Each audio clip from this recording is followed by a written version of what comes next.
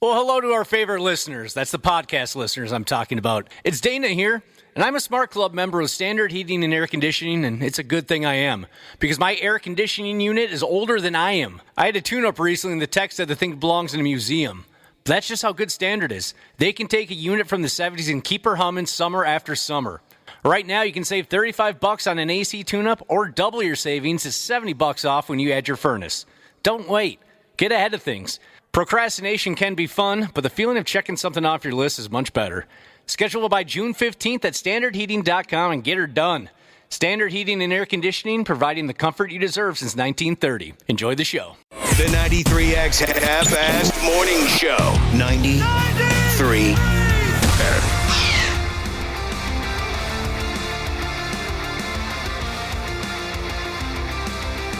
Well, here we go.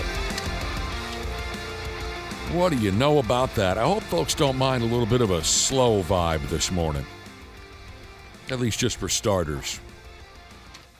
Hope folks don't mind like a more measured, moderate beginning to the show. You know, it is Monday. I'm sure there's quite a few listeners out there who are feeling a little cooked. There was lots happening last night. Some of us got in late. You know, Josh, let's try to take her slow. I'm fine with that. Slow and easy, like Whitesnake used to sing us that song back in the day. Welcome to the Half-Assed Morning Show, everybody. Welcome to, hopefully, a very leisurely Monday broadcast. Well, some of us might be forced to take it slow. There's one member of our program, I understand. I haven't heard the story yet. I've just been informed that one member of our program has shown up to work with a physical injury. Yep. Was it heroic? I mean, were you rescuing children off a burning bus or anything like that? No, I was just walking in the backyard. I can't see you from here. So what happened is I got a bad ankle, a real bad ankle. My right ankle, we've talked about this before, I could just be standing at the kitchen counter making a sandwich, and it'll just roll over on me. I got one of those, too. Mm-hmm. What happened? Well, it's been sore the last few days, and it just gave way on me on Saturday night when I was just walking in the backyard. Didn't think much of it because, again, it's happened to me 500 times in my life, but I woke up the next morning in great pain. It was very swollen. Had to go in. They took an x-ray. They said, well, there's something wrong, but it's not structural, so they might have to do an MRI this week. So embarrassing. Well, you know what? That's what happens when you get old, man. I was going to say, this is my first big this is 40 moment for sure. Yeah, I got one of those ankles, too, and, my yard has tried to swallow me up in the same way. We had moles or something, whatever it was digging holes, big tunnels in our backyard where it was real smushy. It was crazy. Like you could feel exactly where their tunnels were. And sometimes there'd be a hole there. And there was a couple. I thought I was going to break my ankle a few times, too. So I know what you're talking about, Dana. Yeah, it's sketchy. Yeah, not good. They got to x-ray that sumbitch. They already did x-ray. The x-rays came back clean, so there's no bone damage, but there could be some type of, ligaments or something or other going on down there. Whatever's in your ankle. Yeah. Yeah, I walked in and to say hi to Dana from the weekend, and I see his legs propped up with a huge bag of ice on it. And thought, what happened to you? I told when I got back with the doctor, I said, I need you to heal me up fast. I got to get back to the All Valley karate tournament that I'm competing in right now. Yeah, I hope you made it back. I'll tell you what, who's this that texted in already? Box Tossin' Jesus. He had a bad ankle once. He had to have a couple of plates and screws thrown into that pig. Hoping to avoid that. He had some plates and screws thrown in there. He said, now it's as good as new. I would love to hear you squeak when you walk. You can't sneak up on us then. So you twisted an ankle over out there in the backyard. Mm-hmm. Yeah, I wish I had a cooler story. I wish, like Josh said, I did something heroic. Saved a woman from in front of a bus or something, but no, it's not the case at all. If you didn't want to golf today in Randy's tournament. Yeah, you know what? You can just say I'm not available. You could have just said, I don't want to go golf today at Randy's tournament. You didn't have to come up with this elaborate yard story. Randy's a big boy. He can take it. And it's not like the tournament would have shut down if I couldn't make it. Not at all. Not at all. They would have trudged on without you. Joe Mauer, Marcus Foligno said, what, Wessel's not going to be here? Right. Let's go to the casino. Culver's folds up the tent. Fulton beer, waves the beer trucks. Just go home. We don't need you. We could have cured cancer if it had been for Wessel faking an ankle injury. No kidding. Yeah, I've gone down in the yard before with, no real dramatic cause. Yeah, definitely. You I think that's you normal. step on it wrong. I've got one of those weak ankles too. You step on it wrong, and there you go. I told Nick not too long ago. Remember I was telling you I got out of bed and I thought my ankle was broken. I mean, it just I remember just getting that. out of bed. Yeah. That's where I thought, Dana, 50 sucks. Oh, yeah? There was no reason for that to happen. I thought maybe when I was told that you were injured, because I had no idea until about 5 minutes before we went live. Ashley and Josh filled me in on just the fact that you were hurt.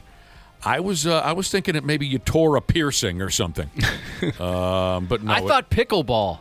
I thought maybe you Pickleball. played, that's hurting everybody. That is hurting everybody, but if I'm playing pickleball, I'm being held hostage. I thought maybe a piercing had been torn off of you, but okay. Well, that sucks because that's painful and like you said, it's a reoccurring thing. Frustrating. Yeah, that's the thing. That's the thing I was telling my wife. I'm just annoyed. Frustrating. It's stupid. A listener named Tom said he tore his right knee meniscus getting out of a lawn chair. Oh my gosh. That's not easy getting out of those lawn chairs. Yeah, some of them are very difficult. Yeah, you can tear yourself up in all different ways, especially once you hit 40 and above. I got a minute. I'll prepare. I'll start to do like ankle exercises. Red Butcher Jesus thinks you have bitch ankleitis. That's like what my kids told me. Jesus, balls, Auntie Boobies, Jesus. Fell into his window well while cutting the grass. Oh, no. Oh my gosh, I'm so afraid of that. I am I'm too. irrationally afraid of falling in there. What happened, Josh? Who calls you bitch ankles? What'd you say? My kids, when I rolled my ankle, I mean, I wasn't nearly as bad as Dana. It was just sore for a couple days and it got big and fat. But yeah, they called me bitch ankles or something like that. Yeah, they go on and on when you're watching a ball game and an athlete goes down. They go on and on, especially when it's a non-contact injury. Well, look, they'll say, the announcers will say, oh, my, there he goes down. And it was a non-contact injury. He wasn't being tackled. He wasn't being fouled. He wasn't being body checked. We regular folks, we don't get enough sympathy for our non-contact. When an athlete goes down for no good reason, my God, Scary. they more or less hold a telethon for the guy. Oh, he fell down. It's just a We're the ones who need that sympathy, not these billion-dollar prick bastards playing football and baseball. I forget who it was. There was just a baseball player last week who pulled something while stretching, and you're right. They acted like nobody made fun of him. Nobody called him like bitch hamstringitis or anything. No, big toes, ankles. Everyone's texting in now the silly ways they've hurt themselves, and it can be a lot of laughs to discuss topics like that, no question. Big toes, separated my shoulder. Well, wait a minute, Trash Daddy Jesus. Sounds like you were trying to prove something. Trash Daddy Jesus said he separated his shoulder from the collarbone trying to BMX. Yeah, that's pretty cool. Yeah. We're talking about embarrassing ones. That's what you get for trying to BMX.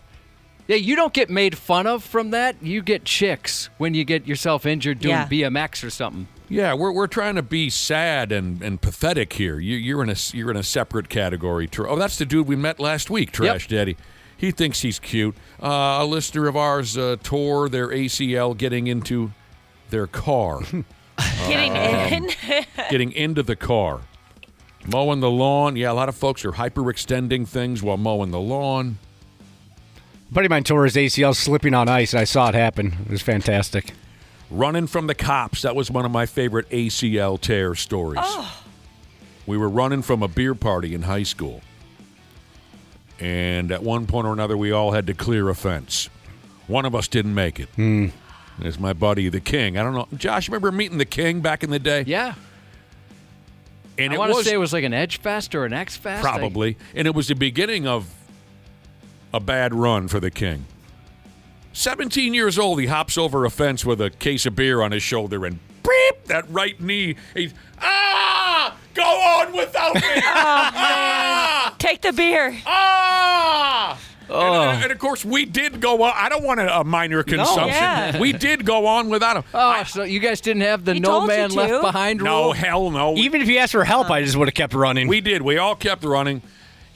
I think he's on like his third or fourth knee now. Oh, man. It was the beginning of. Oh, and it all started there.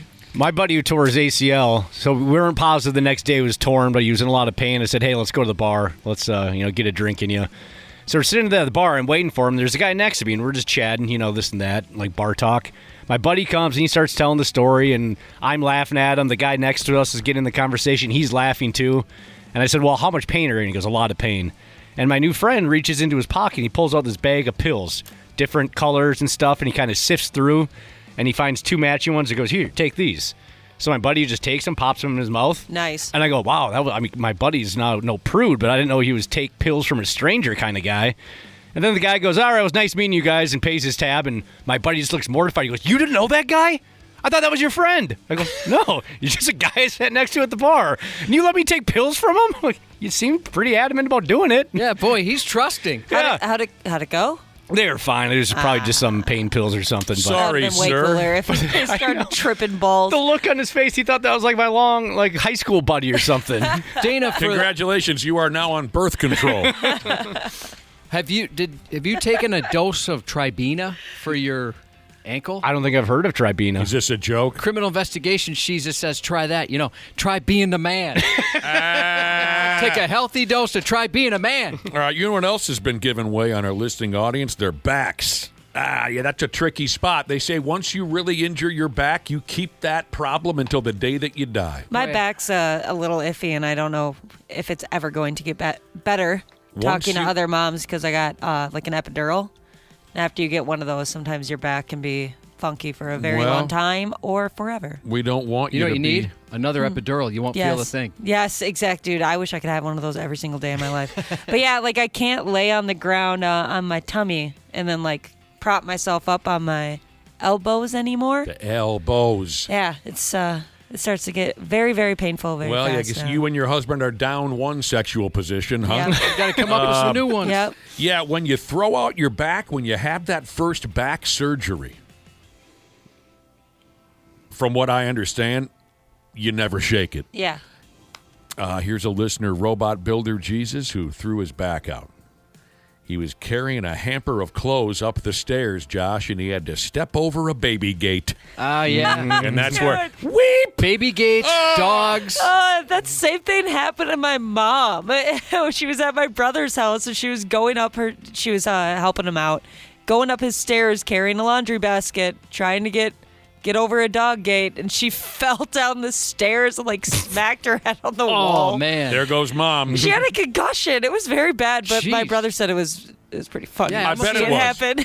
I bet it was a friggin' riot. I bet. Mom, and what was she carrying? Laundry just basket. Just underwears and Yep. T-shirts. And Socks flying all over the you hear her skull ring off of the wall. Yesterday, I was carrying a little table, and my dog was laying right. They like to lay right in the way, so Yep. he's blocking the doorway.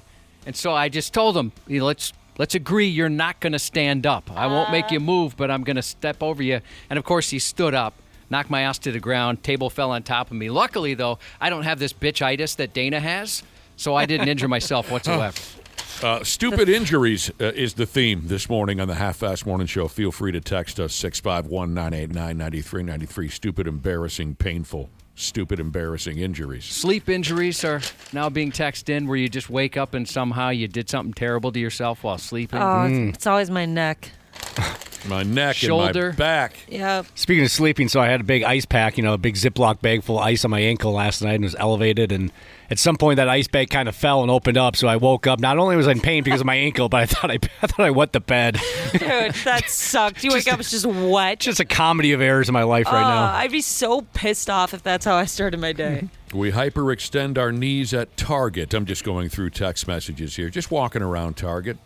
Oh, we pinch our necks and pull our muscles. Oh, I pulled my neck muscle changing a windshield wiper, says a listener. Sometimes when you're in a weird stretching position you're not used to, that can do it. Something pops all of a sudden. It's a Sneezing. People have sneezed, hurting themselves. friggin' thing. This person broke their thumb playing pole position. Oh, I loved that game. Oh, that game was fun. Wow. At the old video game arcade, they'll give you some pills to clear that up. At the old video game arcade, Josh and I have covered this before. If you went to the neighborhood video game arcade in the early 80s, it was the most lawless spot in the county. Yeah, I've watched documentaries about the history of arcades and whatnot. It makes me kind of sad that I grew up in the Chuck E. Cheese era. Underage drinking, mass amounts of illegal drugs, prostitution. What? All were part of the early 80s video game arcade theme. Are You Normal Jesus tore a rotator cuff pushing himself off the counter that he was leaning on waiting for a microwave burrito. He had to have surgery and take a month off of work. Oh, I hope that was one hell of a burrito. So there you go. So we'll try to take it slow this morning. Appreciate all your text messages. That'll be helpful along the way to have all your hilarious, embarrassing injury stories at the ready. Ashley and I last night attended Randy Shaver's big cancer research gala fundraiser at Medina Ballroom. When Randy joins us at 7:30, we could tell you a little bit about last night. C. Willie Miles was the entertainment at Medina during Randy's fundraiser, and C. Willie knocked it out of the park. He was so always good. does. That was the first time I've ever seen him do his little comedy routine, and it was awesome. He's great. So funny. Didn't get a chance to see him. He was kind of, doing his regular routine, kind of staying away from the crowd until showtime, so I didn't get a chance to see him. I ran into him at I the didn't end. get a chance to talk to him, but of course I saw him on stage. Oh, you did? And I missed him. told him we said hello, and Maybe we'll see him tomorrow night. Exactly. Yep. Pardon me. Maybe we'll see him tomorrow on the show. Food was good. Had a couple of beers. A lot of money was raised today. What did they have this year? I'm trying to think. I'm trying to think what they usually have. It's usually pretty good stuff, like you said. For food? Yeah. They had some tortellini. That was delicious. Some roasted Yukon Gold potatoes. A vegetable melody. There was a melody. Some salad. really? Some Sing us delicious the salad. vegetable melody. Well, I'll Vegetables. no, you'll be hearing some tunes out of me later because of the vegetable melody. Oh, jeez, Yeah. I'll bet. Today, Randy, when we talk to Randy at 7:45, he'll be a little later than usual because today's the big golf tournament part of the fundraiser at Rush Creek. So Randy will be on the telephone, and he can tell us all the big-timers that are golfing today. Did we ever decide, are you going out there this morning, Ashley, or are you going to stick around here? I was going to ask you guys what you would prefer. You're in charge. Whatever you feel like doing. Gosh, I don't like making decisions. Well, you got plenty of time to think about it. Okay. Now I'm So stressed Randy out. will be a little busy this morning, but we'll get a crack at him in one way or another. Dancing. Oh, yeah. I pulled a butt muscle dancing. Some of our listeners, as we've been discussing stupid, embarrassing personal injuries, a few of them have texted in about hurting themselves dancing. The butt muscle. And that got you on a slow dance. Am I correct? It was a slow dance Slow at a dance. friend's wedding. We went to the right, we went to the left, and I had to run to a chair. Well, I shouldn't say run, stumble to a chair. I pulled a butt muscle on that. That's a large muscle.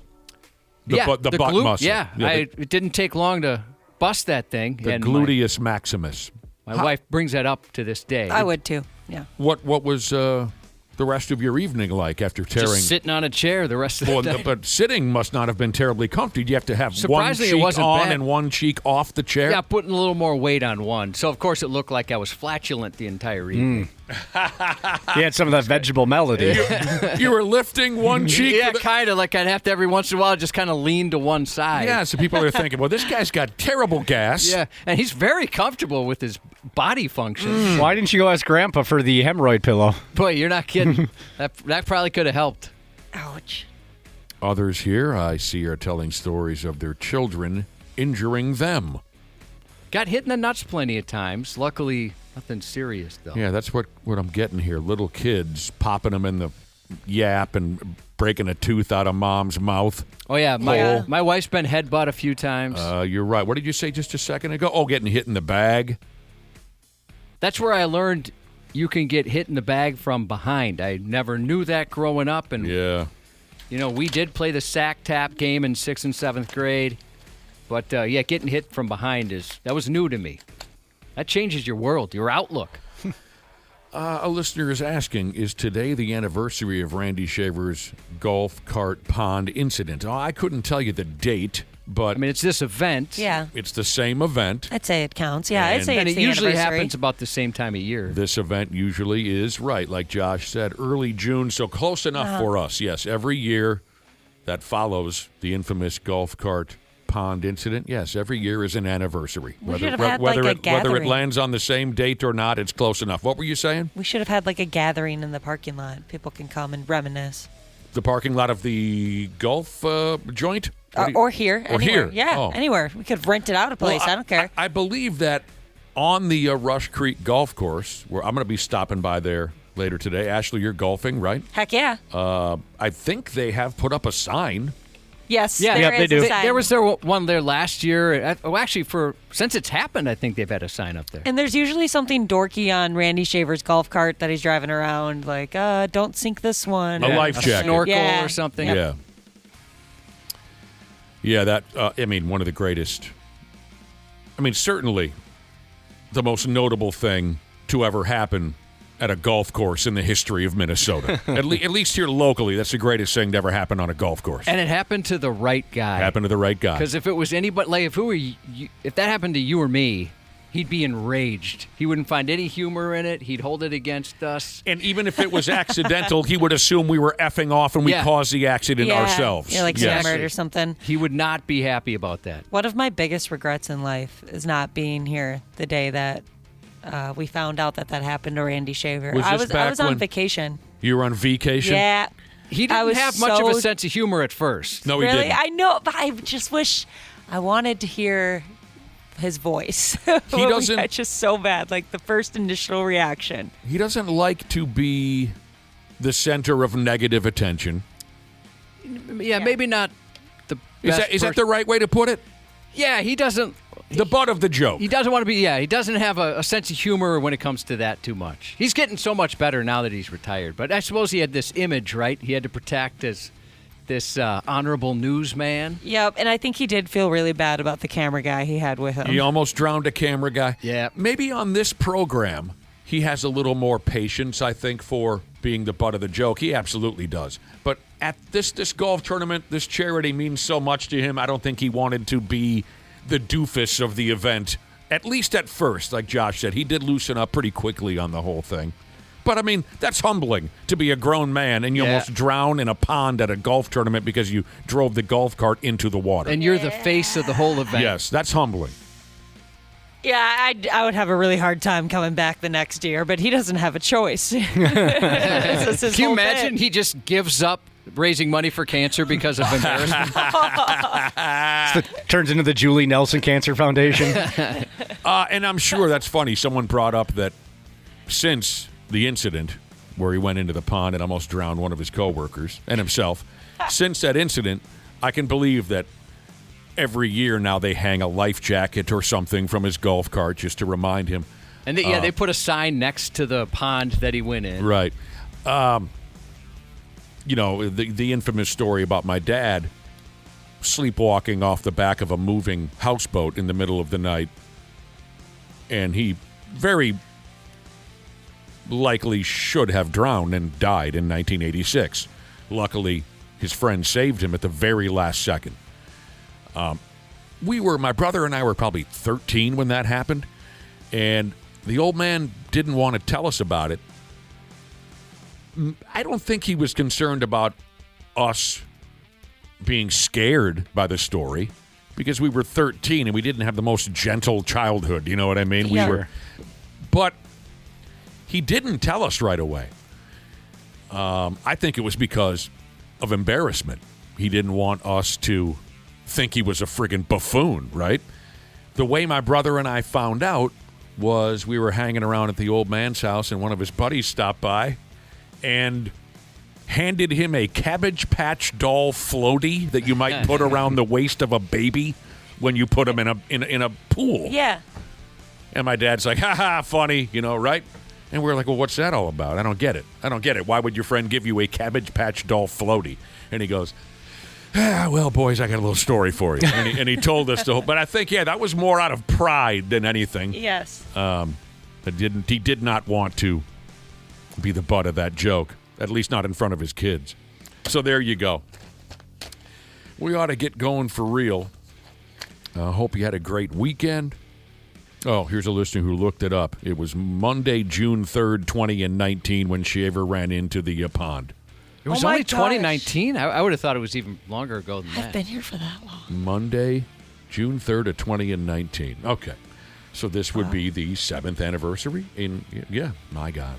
You thought it was longer ago? Yeah, it seems like it was longer ago. I suppose just the pandemic felt like forever. That's part of it. Yeah, that's true. That was like 10 years. We'll take a little break. We'll come back. Our first task will be the stupid news. Thanks for hanging out, and we'll get to the stupid news here in a few minutes. 93X Half-Assed Morning Show. Well, hello to our favorite listeners. That's the podcast listeners I'm talking about. It's Dana here, and I'm a Smart Club member of Standard Heating and Air Conditioning, and it's a good thing I am, because my air conditioning unit is older than I am. I had a tune-up recently, and the tech said the thing belongs in a museum. That's just how good Standard is. They can take a unit from the 70s and keep her humming summer after summer. Right now, you can save $35 on an AC tune-up, or double your savings to $70 off when you add your furnace. Don't wait. Get ahead of things. Procrastination can be fun, but the feeling of checking something off your list is much better. Schedule it by June 15th at standardheating.com and get her done.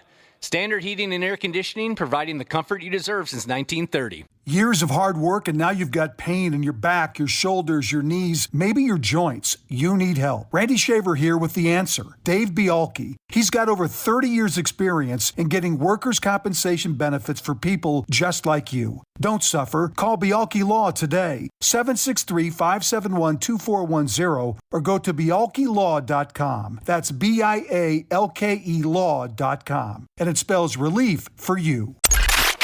Stupid news on the Half-Assed Morning Show.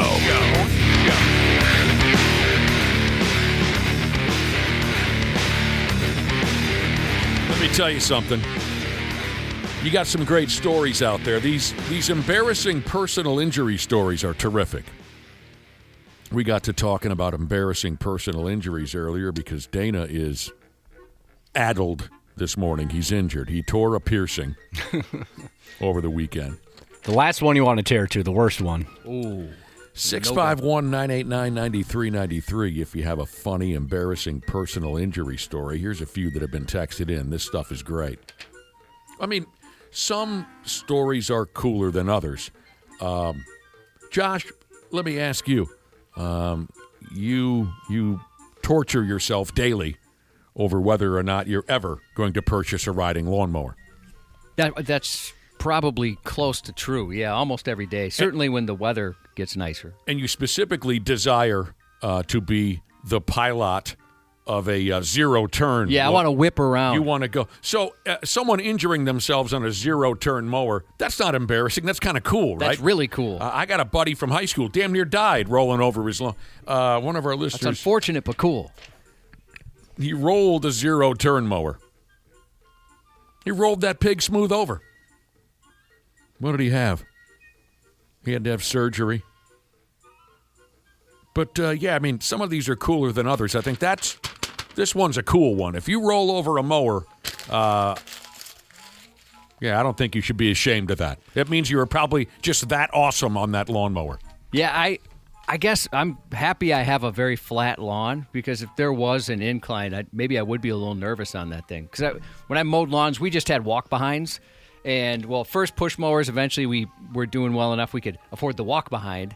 And there's a couple clients who had such steep lawns that I thought for sure I was going to tumble just with that. Yeah. That's brave. People that'll operate like a zero turn or something like that on those huge slopes. Yeah. A week ago, I went to my folks' place, and I was mowing their lawn, and there are some slopes on the property. And there were a couple of seconds where I thought I was going over. All right. It is a little freaky. Here are some of the more dopey, embarrassing ones. This is great. We appreciate your texts. Well, what the hell were you doing here? This text message, Josh, is from The Rod. Nice. Tore his hamstring turning a single into a double in beer league softball. Well, who does that? What are you, one of these hard-ons? We never liked playing beer league softball with the hard-ons. The guys that would push a single into a double. What are you trying to prove? Stop it. That's your own fault. When I was 18, a listener said I slipped on catch and I tore my ACL. That sucks.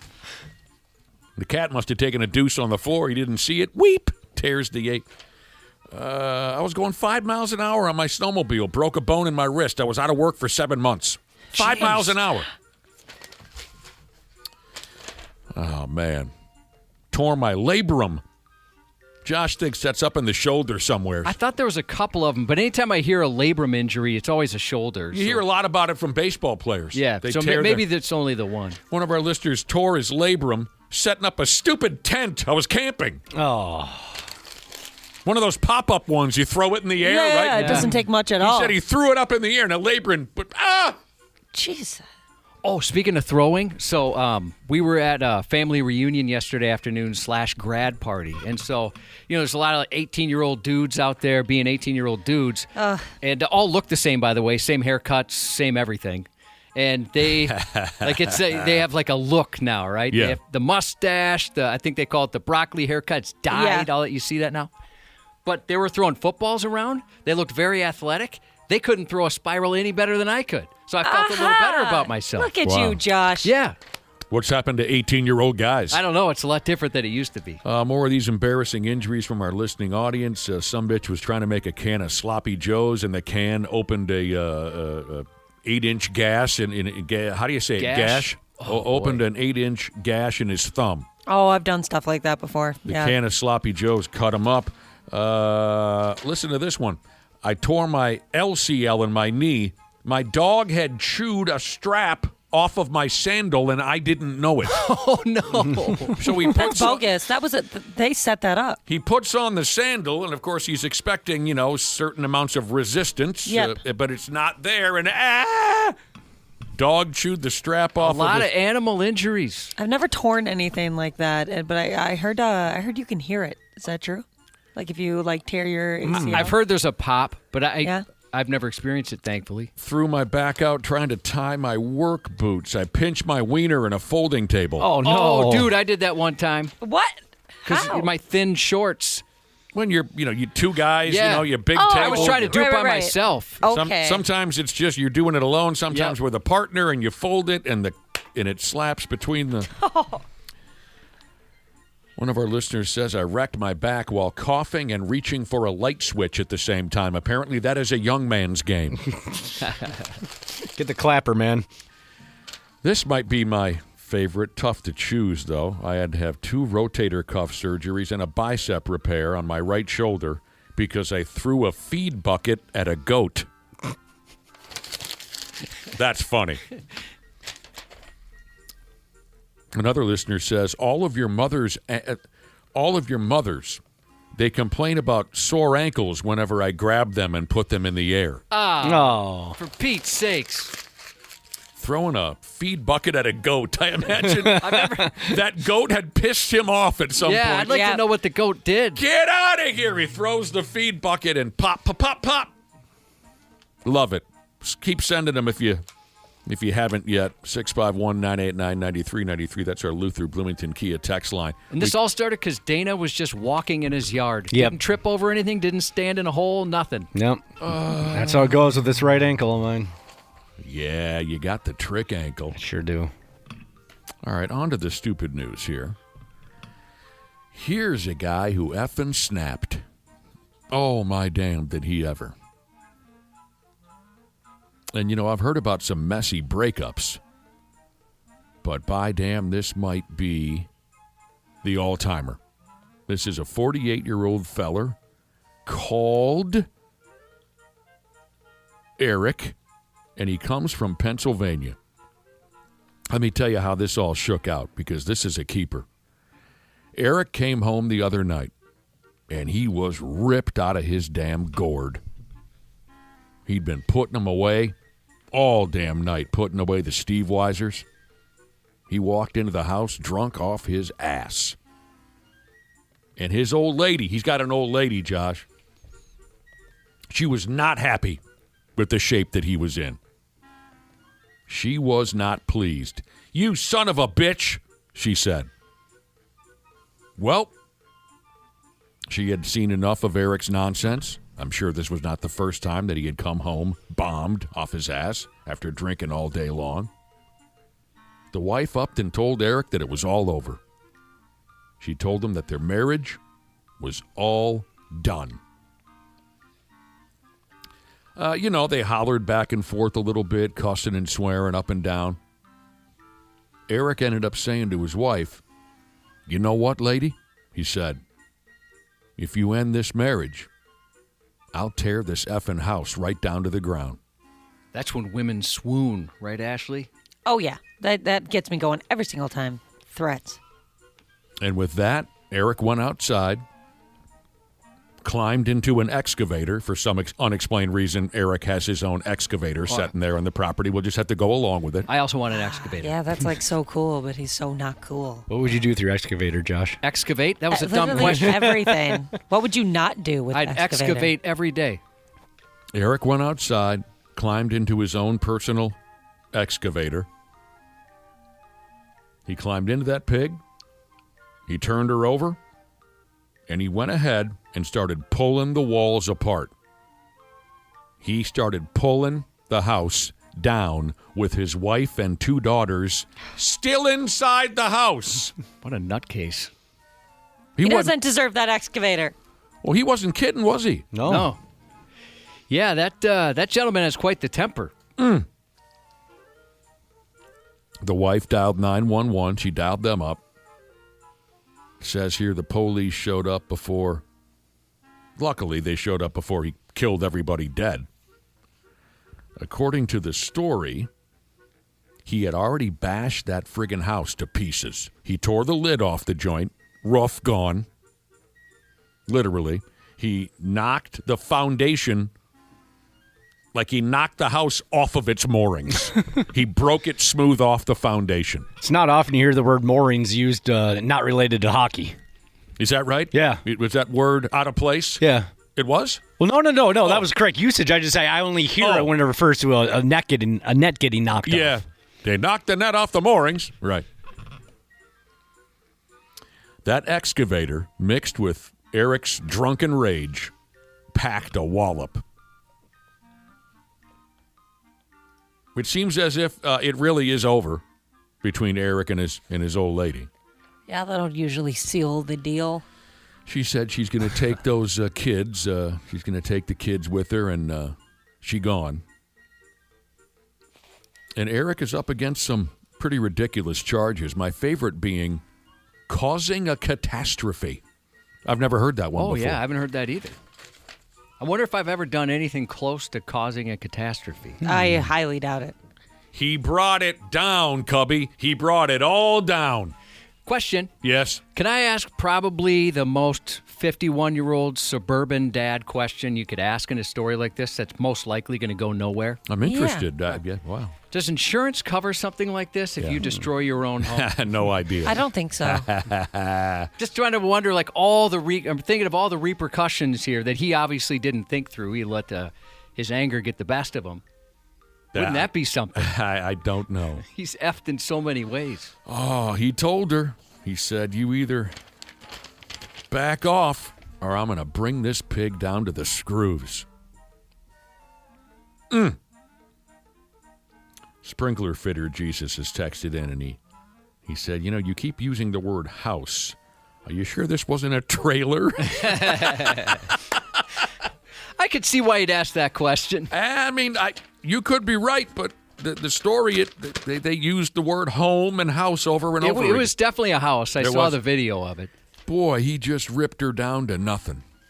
Going back to the injuries and strange ways or silly ways people have injured themselves. Trunk junker Jesus said he gagged so hard cleaning up dog diarrhea that he broke a rib. You can break a rib from gagging hard? Just like dry heaving? Yeah. Oh, definitely. Yeah. Don't even text about my mom. Please don't. I can't handle it today. Yeah, I realized it as I said it. I've set myself up for a joke. Oh, I have to. Okay. You're safe with me because I missed where your mother might have come into play there. I said, I don't even want to say it again, but because you asked. Yes. You can break a rib from gagging too hard. No. Oh, no. Do you see what I've done? Yes. Now I see. Well, I'd like to thank the few people who have decided to ignore my request that you don't send anything about my mom. Block them. That's my fault, though. I can believe, Josh, that dry heaving, I can believe that might separate a rib. When I vomit, I think we covered this not that long ago. I put on a show. Yeah, me too. I'm a very violent puker. Yes. People do not like it. Nothing dainty about it, Ashley? Nope, not at all. I go for it. They call it, they have like a nickname for it. It's called scromiting. It's like you're kind of like you're screaming. Yeah. Here's Nick. This is when I orgasm. Still going.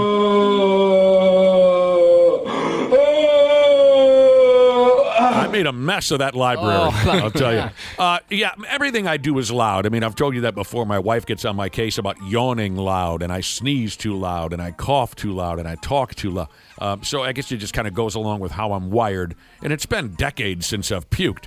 But like in high school, when I would come home after drinking too much and then yak in my trash can in my bedroom, I mean, the whole neighborhood could hear it. Yeah. One night, my mother came down into the basement and said, are you going to make it? My parents and my husband both have said in a trying to be nice way to like basically shut up when I'm vomiting. Like, do you need That's to do friggin' that rude. kind of thing? That's rude. I'm like, I'm sick. Yeah. I don't care. You can leave. That's ridiculous. That You're they in would... a terrible spot there.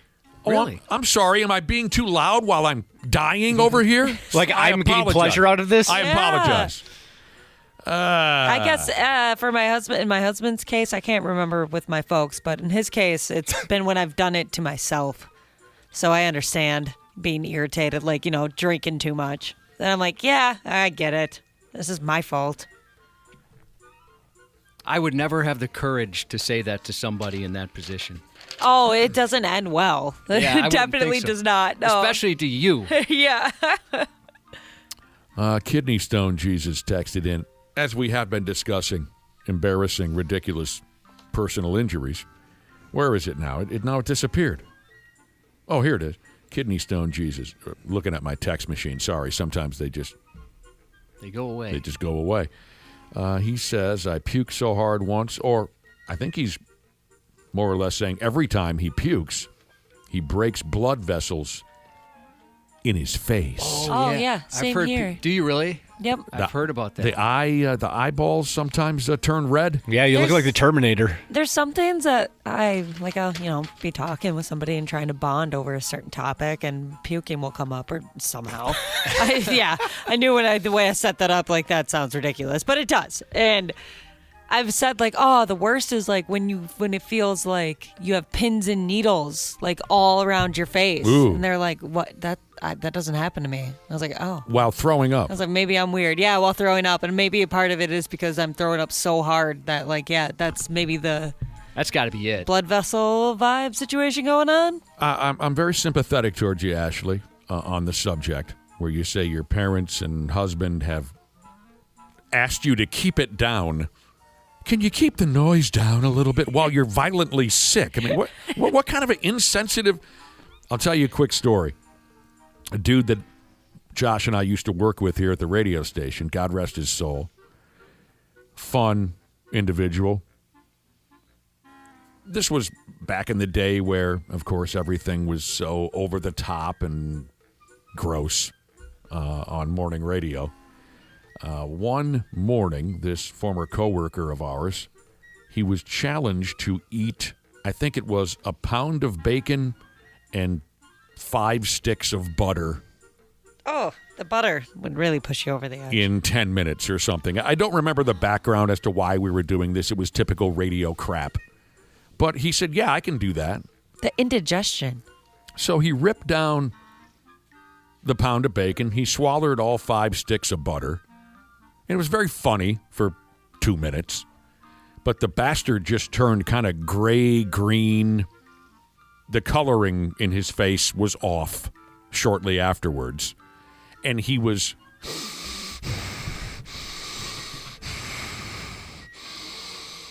He was breathing terribly hard.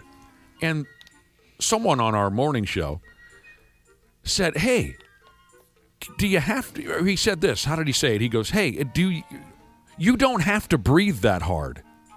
And the dude who just got done eating the bacon and butter said, how the hell would you know?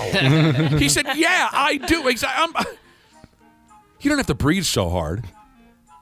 F you. Yes, I do right now. I'm suffering over here. I'm in survival mode, man. I just took in enough sodium and cholesterol for, an entire town doesn't usually ingest that much sodium in a week, let alone I just did it in 10 minutes. Don't tell me how to breathe in this situation. His poor belly. Oh, I bet that was miserable. He didn't. Yeah, that sounds like I would get instant cramping. I've been a part of some of those and those challenges, those eating challenges, and I regret it pretty much every time. Could you do a pound of bacon, Josh? Easily. Yeah. Well, I shouldn't say easily, but pretty close to easily. Yeah. Well, and if you do, Josh, and you are moaning and groaning, I promise you I'm not going to say, hey, can you keep the noise down over there? I promise I'll be sympathetic. Okay, this is always fun. I love it when a puke bag crook gets himself stuck in the chimney. Sometimes they make it out, sometimes they don't. Police out there in the state of Washington, they grabbed a telephone call the other night. Someone on the line told them to come on over to a vacant, boarded-up house in the neighborhood. They said that someone must be effing around in that house because there was some smoke coming up from the chimney. When the cops rolled on up, they could hear someone inside. They knocked on the door. Nobody answered. Next thing you know, some jagoff climbed out a second-story window in the house and then up onto the roof like a monkey.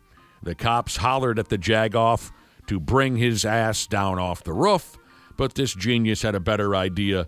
He took to snaking his carcass down the chimney while it was still smoking. Smart. Hot, hot, hot. Sure as hell, stupid ass got stuck in the chimney.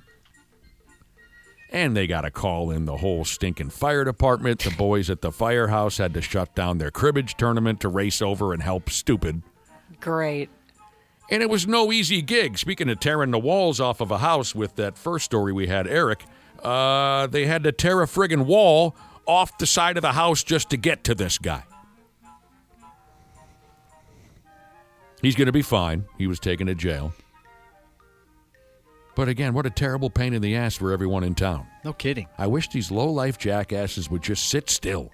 But they always got to be in everybody's way. They always got to be poking around where they don't belong. The jagasses. Wrote an engineer, Jesus, ate, at one point he ate about 1.5 pounds of bacon a day for 30 days straight and felt great. That cannot be great. Pounds of bacon a day for 30 days. I wish he would have taken his cholesterol before he did it and then afterwards. That would have been really interesting to see if there was any change. You guys make fun of my weight a lot, so I bet you come after me for that. Well, That is a lot of calories. You're getting a little pudgy. You're a lot I of hope calories. he was. Thank you. I think maybe. Wait a minute now. So did he explain why he was doing this? What was that diet everybody was on? Carnivore. The Atkins diet? Or there's also the, what's it called? The carnivore diet? No, Where it's it's like something like eggs caveman, or what was that diet? I couldn't tell you the name. I just know there was a trend there for a while where people were only eating bacon and I know that keto's like that too. You can eat, it's like a lot of meat. Seems like a cool diet. You're right. I mean, it was like carnivore, but I thought there was a cuter name for it. Here's a listener who says, Josh, he'll feed you 1.5 pounds of sausage every day for 30. Whoa. Is he talking about his penis? Mm-hmm. I think so. He is, isn't he? Challenge accepted. It's 1.5 pounds. He's a 2-1-8er. Oh. Oh, no. Yeah, he says he'll feed you 1.5 pounds of sausage every day for 30 days. Dude, you cannot handle a 2-1-8er. All you got to do is just sit still, he says. Brace yourself. Hold on. Hold on. Incoming.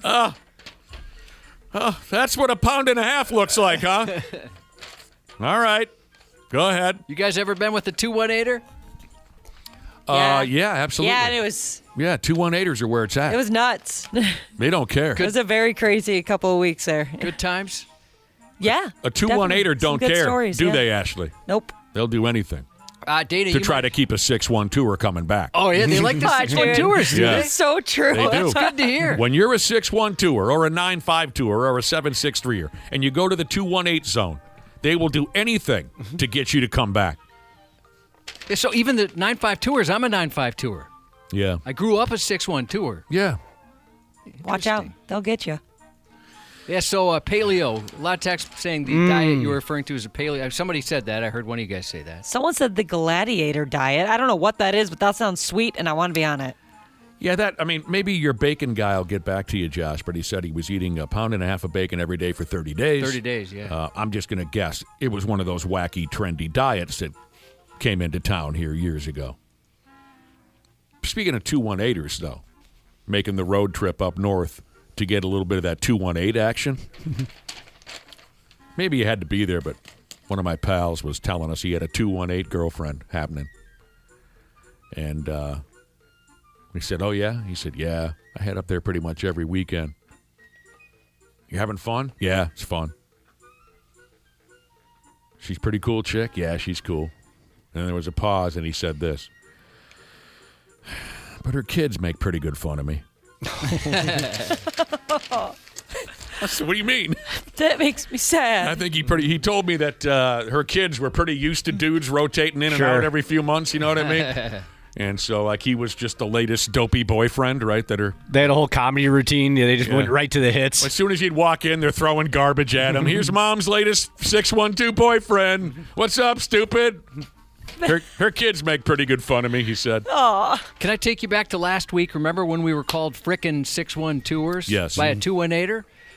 He's checked in and said 218 represent. There's Word. some 218ers checking in. Now, a 763er texted in to say, I'm a 2-1 eater. I don't know a lot of 763ers. Be careful doing that act on the 218ers. You'll bring something home with you.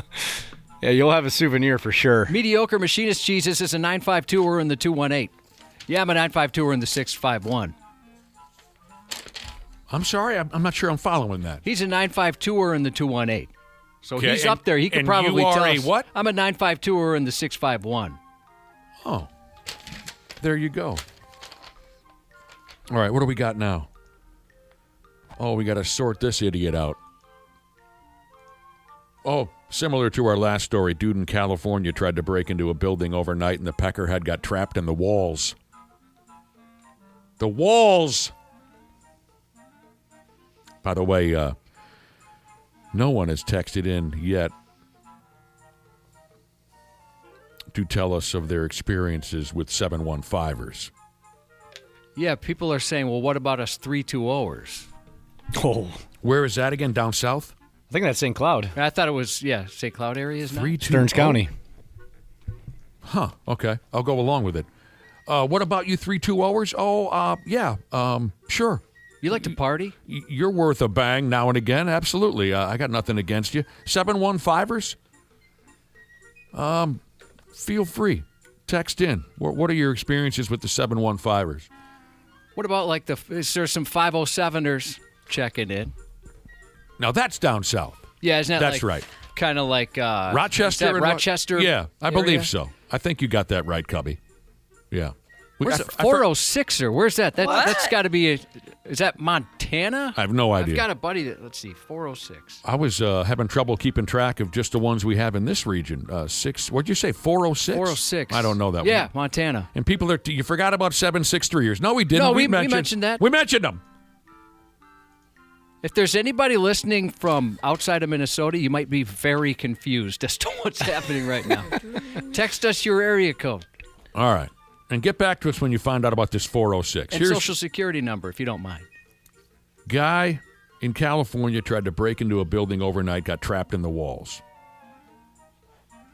And he was locked in there for about 10 hours. That's a full workday. Yeah. And then some. He was trapped in the walls. This bag goes by the name of Isaac. I think I have this right. So this is very dramatic. if I have this correct. So Isaac, he's nearly 30 years old now. It says here he was trying to break into a theater in town. He fell off the roof of the theater and somehow fell, there he goes, down, down, down, and somehow got trapped in the walls of the building next door. I hate myself so much. He needs a drink and a smoke. No, I live here now. And he's locked in the walls of the building next door. Yeah. Like I'm a wall person now, I guess. So he's all beat to piss from falling off the lid of the building next door, lodges himself in the walls, and that building happens to be a coffee shop, so it just so happens that a couple of police officers were having a cup of coffee in the joint, and they could hear some poor bastard crying out for help. That's perfect. And they couldn't tell where it was coming from. They finally located Isaac, all torn to pieces, ass backwards, stuck in the walls of the coffee shop, just like the last dude we talked about. They got to call out an army of firemen and firewomen to blast out a wall so they could save the life is how you say it, of Isaac, the stupid idiot. Fire crew had to cut the building into pieces. He was really lodged in there. He was. They had to cut through a layer of cinder block, a layer of cement behind it.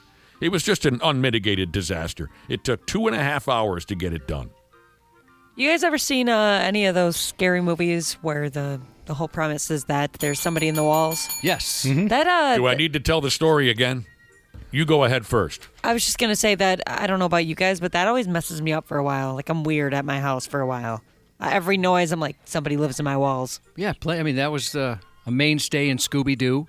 And Yeah. Sure was. a lot of shows have something like that going on, criminal shows. It's a creepy scenario. I don't blame you for feeling a little iffy. It gets in my head too much. Well, I've been pumping this for 30 years on the radio. An old movie, I think it was from the late 70s, called Bad Ronald. I'm sure now that I've said it out loud, do you recognize it? Yep. If you like movies about folks living in the walls and this and that, Bad Ronald is the movie for you. And right here, you betcha Jesus, just text it in. You going to bring up Bad Ronald? Of course I am. Anytime we talk about stuff like that, this kid lived in the walls for decades. And he falls in love with the teenage girl that he's been watching ever since she was little. He falls in love. There was just a couple stories in the news within the last 2 weeks about people living in parts of a home just for a place to stay. One was in a crawl space, another was in an attic. Luckily, the attic one was only a couple days before the family figured out, but the crawl space, that guy was down there for a while. Yeah, didn't he completely set up shop, basically? Yep, had Wow. a little home he made for himself. If somebody came and wanted to live in my house, they would leave pretty fast. They'd be like, "This is not the house I want to live in. This sucks. It's so loud. It Lot smells going weird." on. Yeah. It smells weird. Here's a listener who says he's a 209er living in a 218. Wink, wink. You know what he's saying? Do you know what he means by that? A 219. 219er. I think that's a penis length joke. But I could be wrong. Anyway, this Isaac guy, once they peeled him out of the walls, they punched him in his mouth and they took him to jail. I love that there were cops there. Oh, right, in the That's coffee another shop? one of those times where it's got to be fun to be. And they hear a guy going, help! Help! Josh, did you ever find out what the 406 is? Montana. Oh, friggin' Montana. Lucky. There's some California area codes coming in, Seattle, Texas. Arizona. Did we already say that one? I don't know if we said Arizona. Again, Josh and I, we like to tell the story of, for me, it was a friend of mine, and for Josh, it was a relative. When we've had the conversation before, what's the furthest anyone has driven or flown just to get a piece of ass? And Josh and I, our answers are the same state. I have a friend who went all the way to South Carolina to get laid, and he failed. Josh, who had a relative, also go all the way to South It was Carolina. actually, his was North Carolina. Oh, well, same friggin' close, thing. Close, Yeah. close enough. But The Yeah, Carolinas. and he drove. Did your friend fly or drive? Drove. Yeah. Oh, man. That's bonkers. But he failed. Did your relative get some? He did. Yeah, my pal didn't even. He went all that way, and he screwed it up. That's a long drive home. He got so stinking drunk night one. Meets up with this lady. He met her at a softball tournament here in Minnesota. National big-time softball tournament. She was from South Carolina. She was here to watch her play. I can't remember which. They seemed to like each other. She said, well, you should come visit me in South Carolina. And he hopped at the chance because he wasn't having any luck here in town. He went all the way there. Night one, he got so stinking drunk, he's throwing up all over her apartment. What a jabroni. Yeah. So, of course, she's not going to take him on at that point. The next day, once he healed up, they went out together, and he thought, okay, I screwed up night one, but tonight I'm going to get her. That night when they're out at a bar together, her ex shows up, and she and her ex argue at the bar all night long. Ruined everything. So she wasn't exactly in the mood to fold after arguing with her ex. That sucks. For 6 hours while he sat there. And so now he finds himself drinking alone on night two because she's in the corner of the bar in a screaming match with her. Total disaster. My cousin's was a chat room he met this woman in. I guess I don't know the theme. Dangerous. So, I mean, this is 1999, I think. It's hot stuff. And he drives all the way to North Carolina, whatever that is. I have 15, 20 hours. I have no idea. Jesus, who knows? And he's with her, the intimate, and finds out she has a couple of sons living there. They're about 8 to 10 years older than he is at this point. I'm out. And so we're in our 20s, right? He's a couple of years older than me, but so he's in his late 20s. And He doesn't want to be a stepdaddy? He wasn't ready for that, nor was he qualified. So she was a little bit of an older lady. Oh, yes. And I don't know if he knew her age, but he certainly didn't know she had a couple of adult sons that lived with her. And so she ended up coming back to our place, and I had no idea. We lived together. She comes up here. Yeah, and basically there was like somebody living in a wall. She was in his room the whole time. I only saw her once, and she stayed for... Because they were just bumping. my I think God. that's what it was. Ba-boom, ba-boom, So ba-boom, weird when ba-boom. people do that. I've known people in my life who like have their significant other like come stay at their house, like or at their parents' house, and they just stay in the room all the time. Yeah, I almost had a heart attack years ago. I had a roommate, and he was a dude, and he had some gal in his room. I didn't know she was there for like 2 days. It weirds me how go out into the living room, venture. I was sitting in front of the television watching TV. All of a sudden, this woman walked in. Yeah. Who are you? Oh, I'm here with Donnie. I'm like, Jesus. I mean, someone should give me a heads up on this. I've never seen this woman before in my life. And she walks out of Donnie's room wearing one of his T-shirts, and that's it. Like, who the hell are you? Yeah, I'm with you on that. You got to tell somebody. Trying to watch Crank Yankers over here. Just scared the life out of me. This person flew to England during COVID for some action, caught COVID, and had to stay an extra 2 weeks. Oh, I bet that was awkward. Come on. Trying to wrap this date up, and you can't. He went all the way to England? England. Did And you he's get stuck any, there. though? Cool, he must it might have. He be was worth there. it. You know what I mean? Yeah. Sports on the 93X Half-Assed Morning Show. All right. I'll get there in just a minute. Lots and lots of text messages coming in. In a half hour, Randy Shaver will be here live from his big golf tournament at Rush Creek Golf Club out there. And what is that? Corcoran? Maple Grove? I'm not sure. Randy Shaver will be with us at 7:45, actually, because this is a big event, big fundraiser for him out at the golf course. He's a very busy guy, but we'll get Randy in the mix, and we'll talk about how the NBA finals, we know who's going to be playing in that sumbitch. We know who's going to be playing in the National Hockey League Stanley Cup Finals. It's going to be very exciting. If this matters at all to you, the Vikings hired a new general manager. I'll go ahead and be the first to say I couldn't possibly care less. The Minnesota Twins, things have been ugly for the Twins lately. They've lost 5 in a row now. Things didn't go well in Pittsburgh.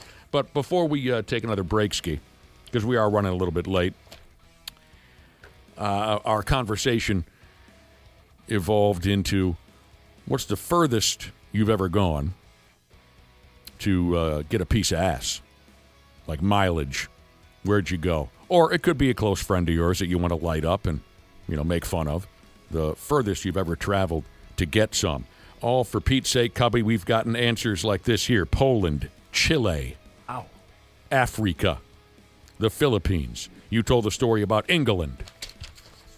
I suppose with the internet now and all that, after hours Tinder type stuff, Christ almighty, the world has become a very small place. But I just had 2 quick text messages for you. This can't rival the distances that I mentioned, like Poland, Chile, Africa, Philippines, and England. But sometimes it's how you got there that makes it interesting to me. And here are a couple of texts. One of our listeners rode his crotch rocket from here in the Twin Cities to Florida. Oh, my God. Oh, the taint. That is not worth it. How do you even get yourself into a sexual position physically after riding a motorcycle from here to Florida? Just get a Greyhound ticket, pal. The taint, like Josh said. It's ruined. Your privates are going to need a break for a day or two when you get there.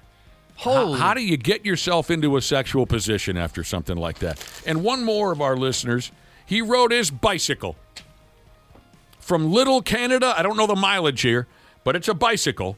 Rode his bicycle from Little Canada to Hugo just to get a piece of ass in a cornfield. Whoa, that's pretty far. That's pretty far, dude. Josh's news report's coming up right quick. 93X Half-Assed Morning Show. Well, hello to our favorite listeners. That's the podcast listeners I'm talking about. It's Dana here, and I'm a Smart Club member of Standard Heating and Air Conditioning, and it's a good thing I am, because my air conditioning unit is older than I am. I had a tune-up recently, and the tech said the thing belongs in a museum.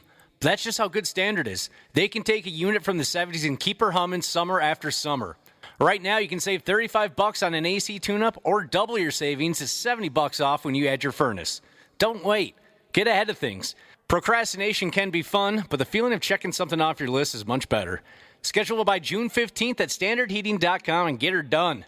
Standard Heating and Air Conditioning, providing the comfort you deserve since 1930. Years of hard work, and now you've got pain in your back, your shoulders, your knees, maybe your joints. You need help. Randy Shaver here with the answer. Dave Bialke. He's got over 30 years experience in getting workers' compensation benefits for people just like you. Don't suffer. Call Bialke Law today. 763-571-2410 or go to bialkelaw.com. That's BIALKE law.com. And it spells relief for you. Half-Assed Morning Show. 69.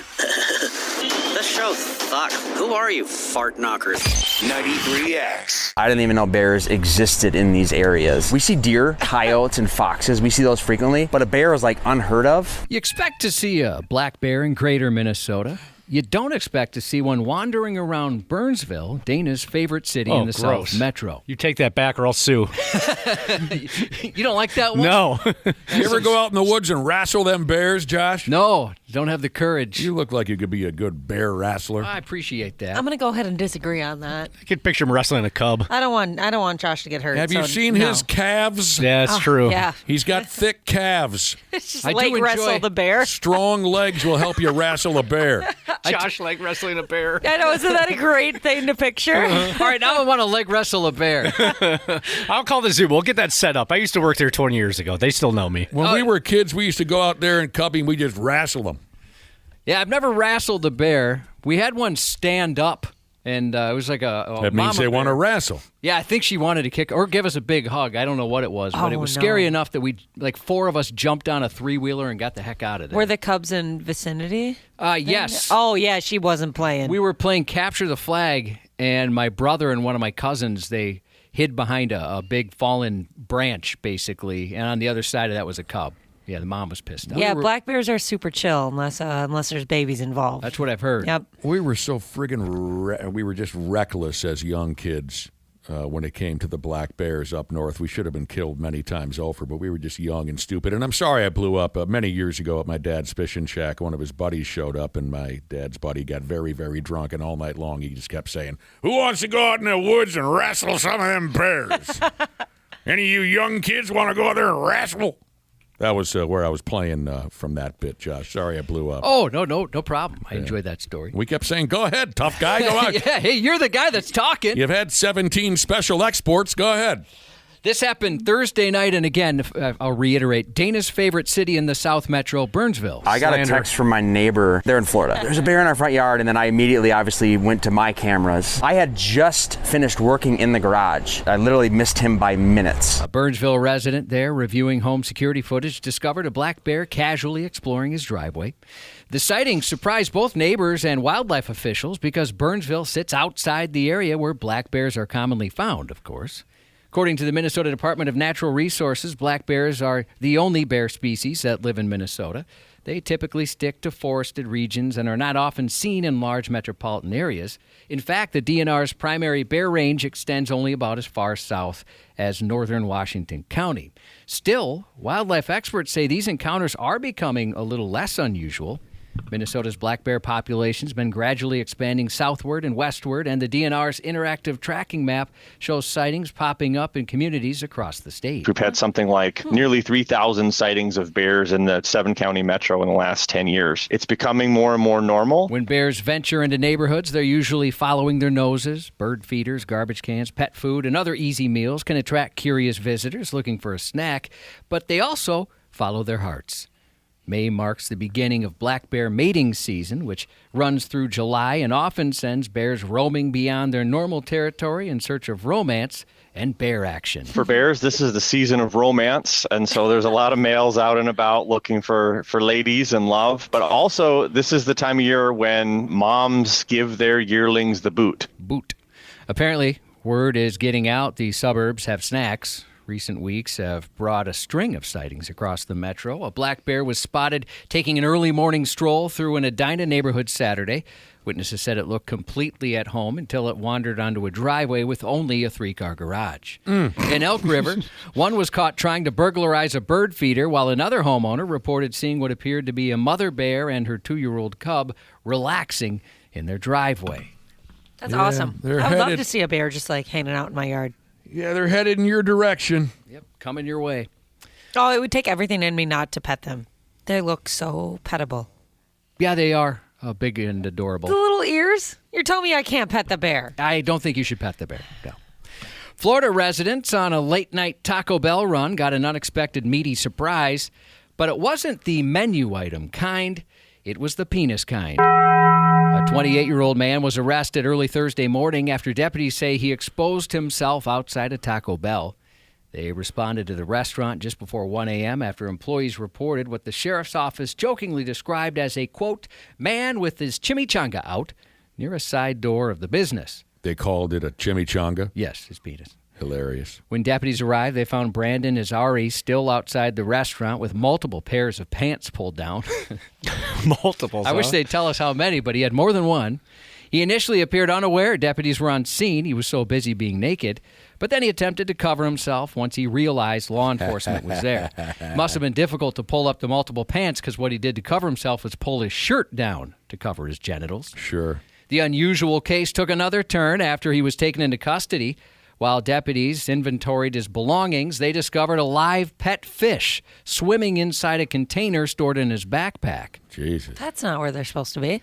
The fish, a beta later named Baja Blast by deputies, was rushed to the Flagler County Humane Society in critical condition. Thankfully, despite his unusual journey through the criminal genital system, Baja Blast didn't require a sturgeon, as shelter staff said he was doing just fine. Sheriff Rick Staley commented on the arrest in a statement released by the agency. In our county, if you can't keep your business inside your pants, you'll find yourself at the Green Roof Inn, swimming with different company than your fish, Staley said. The man was arrested on a charge of unlawful exposure of sexual organs and transported to the Green Metal Panel Detention Facility, better known locally as the Green Roof Inn. Over the years, the Green Roof Inn has become a character of its own right. It has taken on a life of its own thanks to the snarky reputation surrounding it. Outside the jail sits a retro neon sign purchased with drug-seized assets, which features a blinking vacancy light. Another sign lists the facility's amenities north of Daytona Beach, including no privacy, group bathrooms, and no meal selection. No privacy. I like that. Inmates do, however, receive free transportation to court and state prisons, designer handcuffs and leg irons, and color-coordinated jumpsuits and shoes, according to the sign. And for anyone considering a return visit, another sign near the jail's exit reminds former inmates that the Green Roof Inn, quote, always has a light on and beds are available if they break the law again. One of these police departments just finally going to have a comedy standoff to determine an overall winner. You know what I mean? Seems a lot of it's Florida, right? A lot of the sheriffs. Sheriff Staley said it's a warning to potential offenders that the jail is not a 5-star hotel and you do not want to stay there. I believe them at this point. I do. Yeah, I'm with you on that. Let's see. What should I do here? I'll do these. The worst thing that usually happens while channel surfing is watching a bad show. The worst thing that usually happens while web surfing is a waste of an afternoon or embarrassing friction burns you don't want to explain to your doctor. But couch surfing, as one Utah teenager recently learned, ends with a tragic trip to the ER. A Utah teen narrowly survived horrifying injuries earlier this month while attempting a dangerous TikTok trend known as couch surfing. For those fortunate enough to have missed this particular corner of the internet, couch surfing involves towing a couch behind a vehicle, often through a parking lot, while a passenger sits or stands on it and the driver speeds up and whips through turns. Jesus. Does sound fun. It does. An activity gaining popularity thanks to the baffling influence of TikTok on young people. Parents of the high school students said that their son was reportedly skeptical of the trend at first, but unfortunately, curiosity won, leading to his hospitalization. After the 16-year-old's disastrous Davenport daredeviling, he was placed in an induced coma, suffering a fractured skull, broken bones, traumatic brain injuries, and other severe wounds in a failed attempt at the viral stunt. The couch leg breaks and he goes flying. It's a horrible, horrible accident. Perhaps the least surprising development of this entire story, the teen's case is by far not an isolated incident. Doctors told his mother this wasn't the first injury as a result of couch surfing there just this year. As a matter of fact, it was the third. Apparently there's a TikTok trend going around. Doctors and nurses told us that this is the third case they've seen of couch surfing here at Primary Children's. This is bad timing, isn't it, Cubby? School's out. Yeah, exactly. Expect to see a few more of these in your neighborhood. Luckily, this kid's doing much better, but it was real bad for a while there. Being dragged behind a pickup truck on living room furniture isn't limited to speeding sofas. There's also table surfing, which is essentially the same stunt, only trading upholstery for a tabletop. Activities like couch surfing do violate TikTok's community guidelines, and the site has placed warnings on related searches, alerting users that the challenge can be harmful. Half-assed Morning Show. Due to some sexual content, parental discretion is advised. On 93X. Let's stick to table dances. Yeah, much safer. Or couch dances. Never had a couch dance. Had a table dance. I was very uncomfortable. Well, if you were uncomfortable during the table dance, then yeah, you're not wired for a couch dance. No. Are you talking about the one that happened last year at Toys for Tatas, Josh? No, he's talking about... I forgot about that one. Because that was uncomfortable just to watch. Yeah. I forgot about that table dance. It was the first time I ever went to a strip club, Deja Vu. Gotcha. We got a table dance, and it was... She said some things. And they're back, well, still to this day, I Showed believe. some things. To this day, I believe they're totally naked. So you got a totally naked table dance when you were an 18-year-old kid. I don't know if you remember this, but she had a tattoo, and it was essentially like the wings of a butterfly around what I like to refer to as a vagina. This was your original very first table dance? On like the inside of her thighs? Yes. Ouch. Her vagina was the middle part of the butterfly. That's beautiful. It was the words she was saying she that said made some you... dirty things. And so But she was totally nude too, and you do not like the butthole. No, I don't. No. He covers it with a T-shirt. I don't like the... Whenever he has... Yeah, it doesn't matter who it belongs to. Doggy One of style. my dogs, he likes to show his off. But she was laying there with her legs kind of like in a butterfly position, and she would make the wings flap. Right? Yeah. That was my first experience. Fun. I think that's the first time I ever saw a naked woman, now that I think about it. That was the first time you ever saw... Well, what did she say to you that made you so uncomfortable? Oh, it's uncomfortable. It's She wanted me to get in a particular state of arousal. She said, kept telling me to get. The word is Yeah. hard. Yeah, boner is what she said. Oh, she called it a boner? You guys, I didn't know if you That guys would have knew what ruined that it was. for me. Yeah. I don't know. I don't think I've ever heard a woman called She a boner. said directly to you, go ahead and get a boner? I'd prefer it if you had a boner, is what she said. She used the word prefer? Yeah. She said it would bring me great pleasure, and I would feel I was doing my job correctly if you would get yourself a boner. Well, Wow, you- very professional stripper. You hadn't achieved that yet? Not even close. Not even a half boner. Because of fear, anxiety, right. nerves, And I'm there with, Catholic guilt. 5 of my buddies, so I'm not going to get a boner around them. No, they probably all had boners. I hope not. And, I never asked. Never thought to ask. But a couple of them were very comfortable with it. Very comfortable, that's for sure. Could have been worse. One of my bros, we were at the Boom Boom. This is when we were in our 40s, And, boy, he got himself a very aggressive dance. This gal was just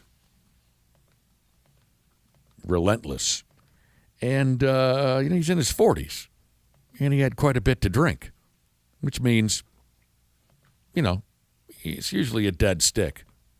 So she just ravaged this friend of mine. And then she decided to grab him down there. And I'll never forget the look on his face because she realized, oh, my God, after all that, you've got nothing going on down there. She looked at him as if she thought there was something wrong with him. And his quote was what made the entire experience. He said, yeah, sorry. You kind of got all balls on that one.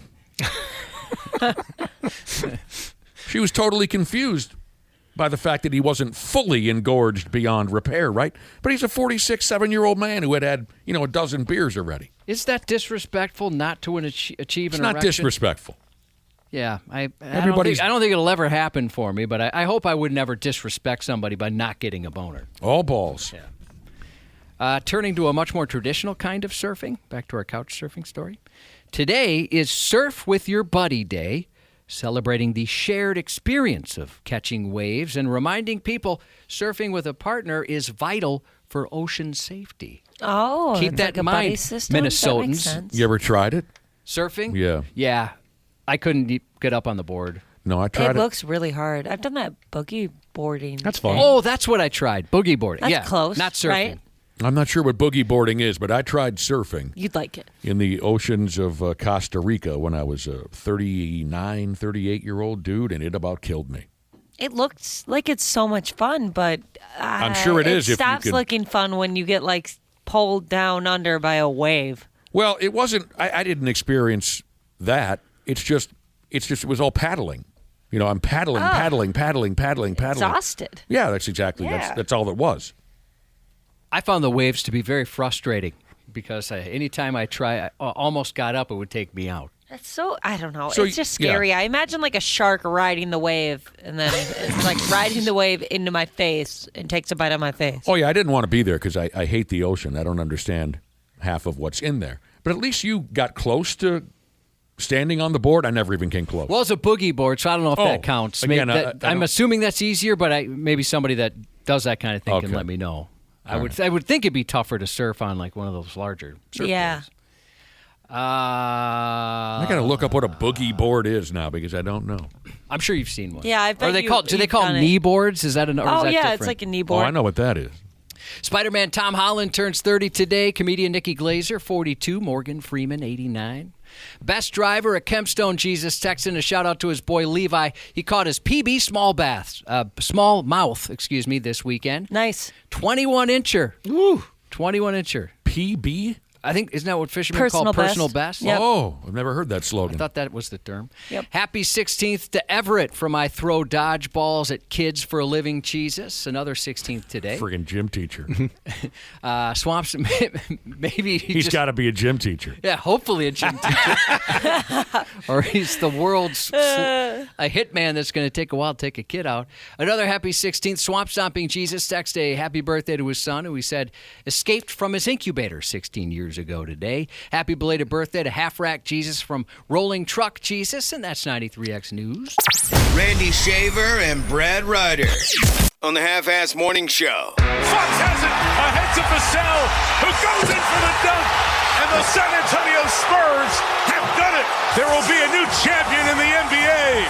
A new era has dawned. It's Wemby's West. The Spurs are going to the NBA Final. Who do we got here? The lonely boy? Yep, Hey, I am Brad. here. Hello, Brad Ryder. Good morning. Good morning. Yeah, Randy Shaver, of course, is usually dialed in with us every morning at 7:30, but we're going to have to wait a little bit. Randy's at Rush Creek Golf Course, and it's right about now that they're launching that first group of celebrity golfers for the big fundraiser. Randy says we can probably get a hold of them at about 7:45. Brad Ryder, will you be heading out today to golf with the crew? No, I will not be heading out to golf, but I did see you guys, a few of you last night, and and you probably talked about it already, just another amazing event. And what he and Roseanne do for our community is really incredible. It's hard to put into words, not just the money, but when you see the lives that are impacted and the people that they bring to the event to tell their stories, it's really heart-touching, and it makes you proud to actually know the guy once in a while, right? Yeah. Well said. He paints himself in a different light sometimes. We know who does all the work, but yeah, we'll give Randy some credit as well. Right. He's not. And he actually last night did acknowledge that very well a few times, that, hey, this is just my name on this. And a lot of times it's, his name behind it, but he doesn't do a lot of the work. And Roseanne and Heather Austin and some of the other folks there do a lion's share of the work. And those people deserve so much credit for the time and the effort that they put into really making a difference in this community and cancer research. You're exactly right, Brad Ryder. We actually haven't talked about it at all. We were waiting for Randy to join us, so you can dome him out all over again when he joins us here in about 5. But no, you're exactly right. Randy Shaver, as we all know, is not the most likable guy in the whole world. No, ask anybody that's ever worked with him. But when he and his wife and all their volunteers get together, they obviously make a big difference and raise so much money for folks who could use it. So when Randy comes on, we can talk a little bit more about last night's gala and the golf tournament that he's up against today. But it's true. Roseanne and Heather, the work they do with such a small staff, it's incredible. How much money they raise and how involved they are in the community. And Josh and Dana, I don't think, are even aware of something special that happened last night, and we'll get to that when we get Randy on the telephone line. First off, before all that, Brad Ryder, you heard the audio there that Josh put together for our intro. What were you doing? What was Brad Ryder's life all about in the year of 1999? I was in the midst of my tenure working in the U of M athletic department, so I was at a lot of college hockey games. Okay, you were still working for the Golden Gopher hockey program. Yep, that's what I was doing. Well, actually, in '99 I transitioned over to basketball. I was working with the basketball team. Oh, okay. Yeah, okay. I was at the U of M. You had no kids yet. I had no kids yet. I was married. I was a relative newlywed at that point. I had been married a couple of years, but we did not have any kids yet. No, you two were just bumping. That was you like to give me a hard time about my cabin. That's when the cabin got some good use. Yeah, you were wearing that sumbitch out up at the cabin. 1999. I remember one morning, Josh, I woke up, the sky was all purple. There were people running everywhere.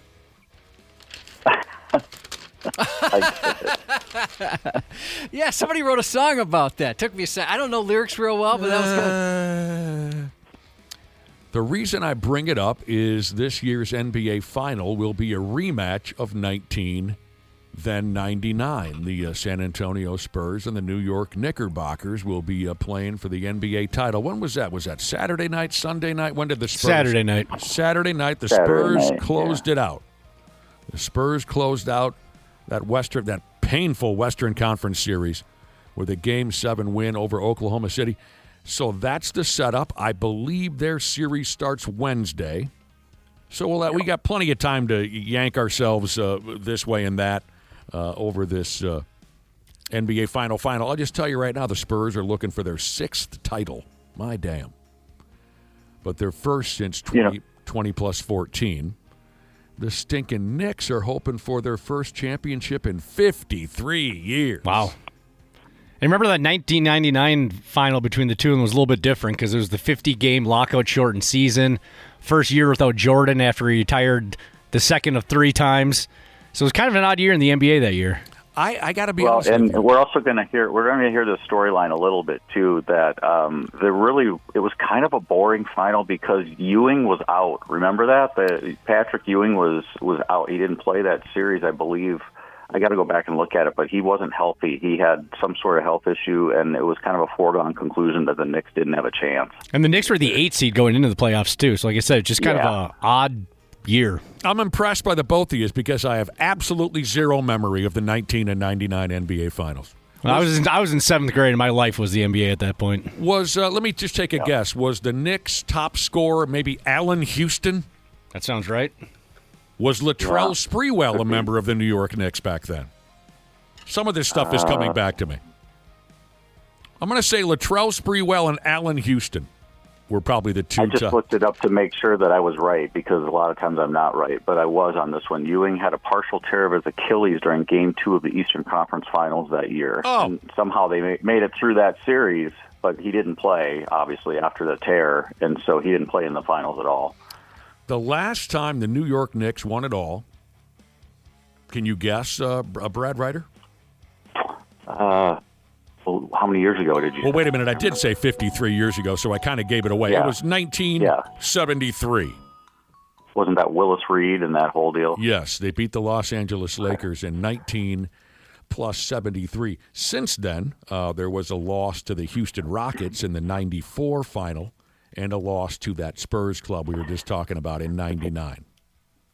Okay, I just went down a little bit of a rabbit hole. You want to hear some of the final scores of those games in 1999? The final scores will be fine, but give me some more players. I mean, with the Spurs, of course, we're talking about Duncan and David Robinson and Sean Elliott, I'm sure. I'm wondering, was it Allen Houston? Was it Latrell Sprewell? Were those the two big guns? Go ahead. Okay. Well, that one I got to go back. Sure, I was looking at something else. I was looking at the scores though while I pull up the roster. Was it a blowout? No, 78 to 77. Oh, it was very 90s. 89 to 81. Yeah, 80 to 67. 89 to 77. Those were some of the final scores. If you're a younger person and you don't get it, that is very 90s. The NBA back then was not revolving around the three-point shot at all. It still was kind of a bigger man's game, as opposed to guys like Steph Curry floating around and chucking up threes all the time. So, and the game was much, much more physical. So, yeah, that's interesting. Very low scoring compared to today. And I just pulled up the roster. You're right on all those guys. Allen Houston, Latrell Sprewell was on that team. Larry Johnson was on that team. Oh, yeah. Wow. Grandmama. Marcus Camby. Charlie Ward. Herb Williams. Charlie friggin' Herb Williams. Oh, my God. Okay.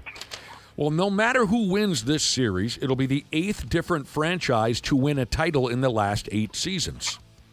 And that's wonderful, in my opinion. That's the longest streak in NBA history where different teams are rotating as champion. Toronto in 2019, Lakers in 2020, Milwaukee in 21, Golden State 22, Denver 23, Boston 24, terrible Oklahoma City last year, and now either New York or San Antonio will be added to the list. So there you go. And again, we got plenty of time to. Bettors so far are heavily invested in the Knicks. That's not surprising. Okay, Randy Shaver's ready to talk on the telephone. Hello, sure is. Randy. Ready? Yellow. Randy Shaver. Yellow. Telephone. Radio. The telephone is ringing. Hello? Hi. There he is. Randy, it's so quiet back there. Hello, hello. Yes, Randy.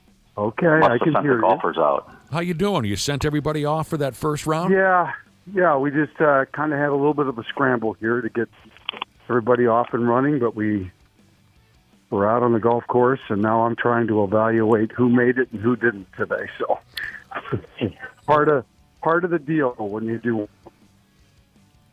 We know that you work herd cats. It is like herding cats. We know you work your ass off. leading up to last night's gala and today's golf tournament, so I know you're very, very busy. Thank you for everything last night. Brad Ryder, was on the line, and Brad talked about what a great event you had last night at Medina and the hard work that you and your wife and all your volunteers do, so thanks again. You bet. We had a great night. We raised almost $120,000 in our auction, which is a new record for us, and just a great turnout. Probably 500-plus people in the room, and everybody was super generous, and we just had a really good night all the way around, and it's a beautiful morning for golf. It's going to be a great day out here at Rush, and I've got so many people coming out to play, which I appreciate so much. So everything is, other than, a few people that I haven't seen yet that I hope made it out here, I think we're in pretty good shape. So that's great. Now, Ashley and I and Brad Ryder were at the gala last night at Medina Ballroom, and we had a great time, and we're happy to hear that you set a new record for money raised at your gala. But I don't think that Josh or Dana are aware of this. I'm very proud to say that 93X was presented with a nice award last night. I brought it to work as it should be displayed at the building. This isn't something that belongs to me. Look at this nice award that we were given last night. Oh, it wow. says, cool. Thanks to 93X for being a platinum sponsor for Randy's Golf Classic. And we're going to put this, I think this might be the only award that 93X has ever won. If not, it's the only meaningful one. Do you even have a trophy case? We have a trophy empty. case.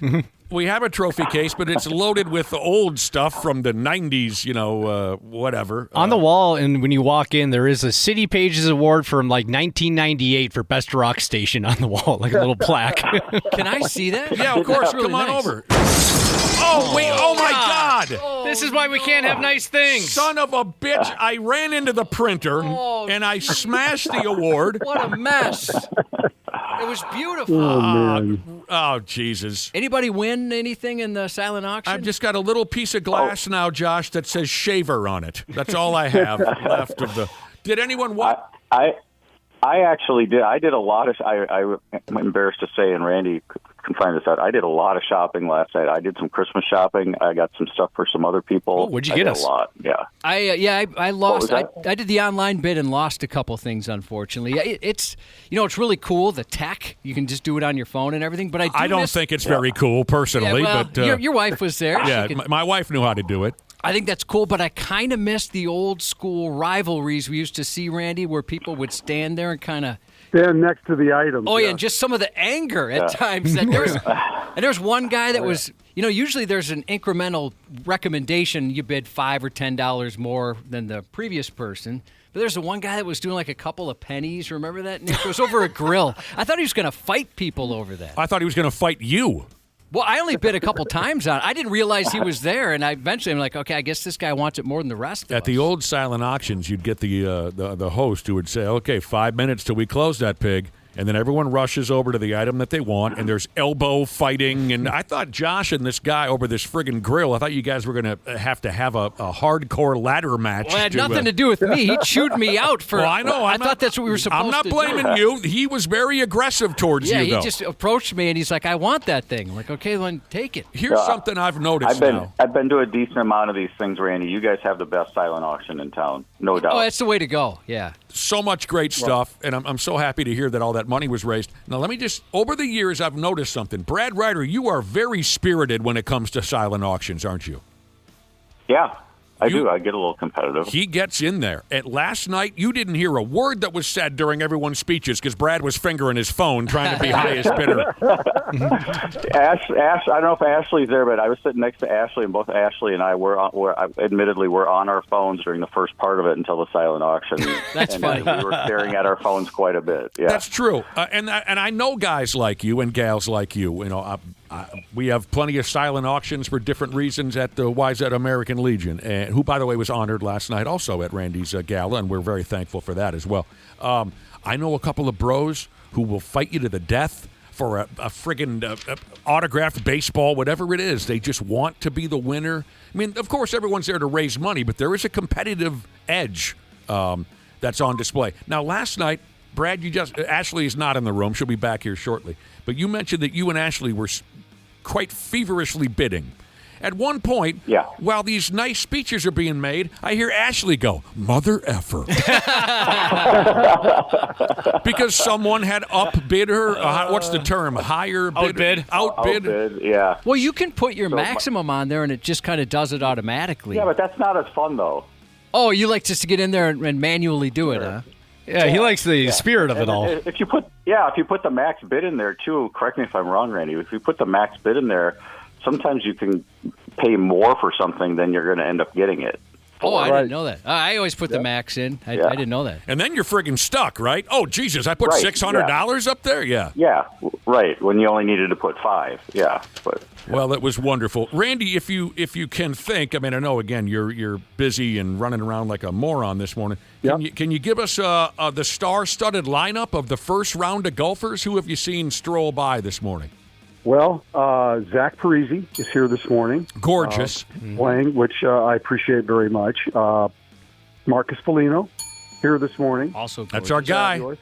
Great to have Marcus here. Both members of the program.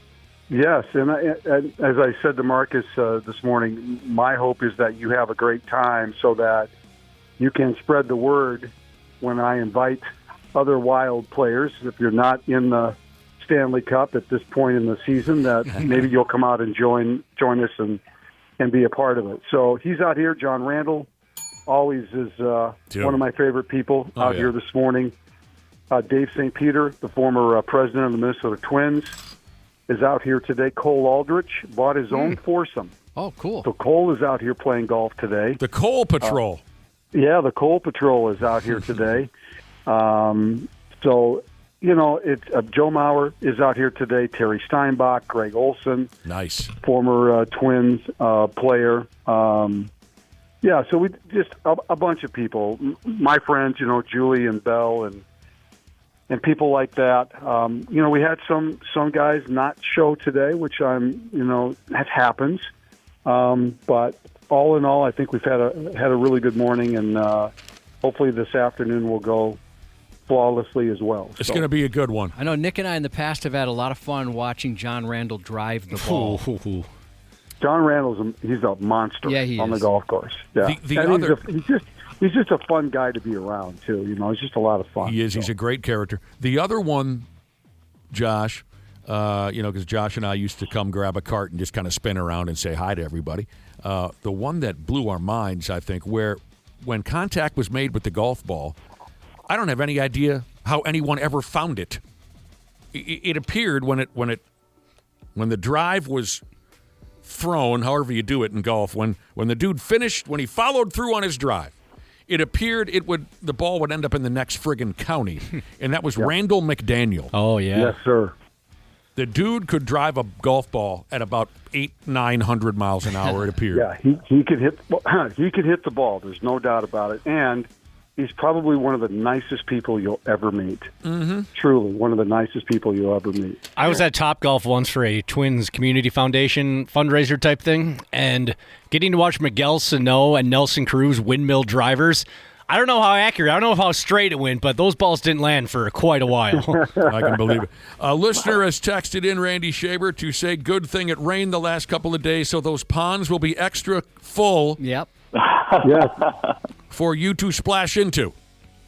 Well, the beauty of today is that, at least for the morning golf, it's going to be basically cart paths only because of all the upgrades they've made out here and the overnight rain. So as long as I don't sway from the cart path, I think I'm going to be just fine.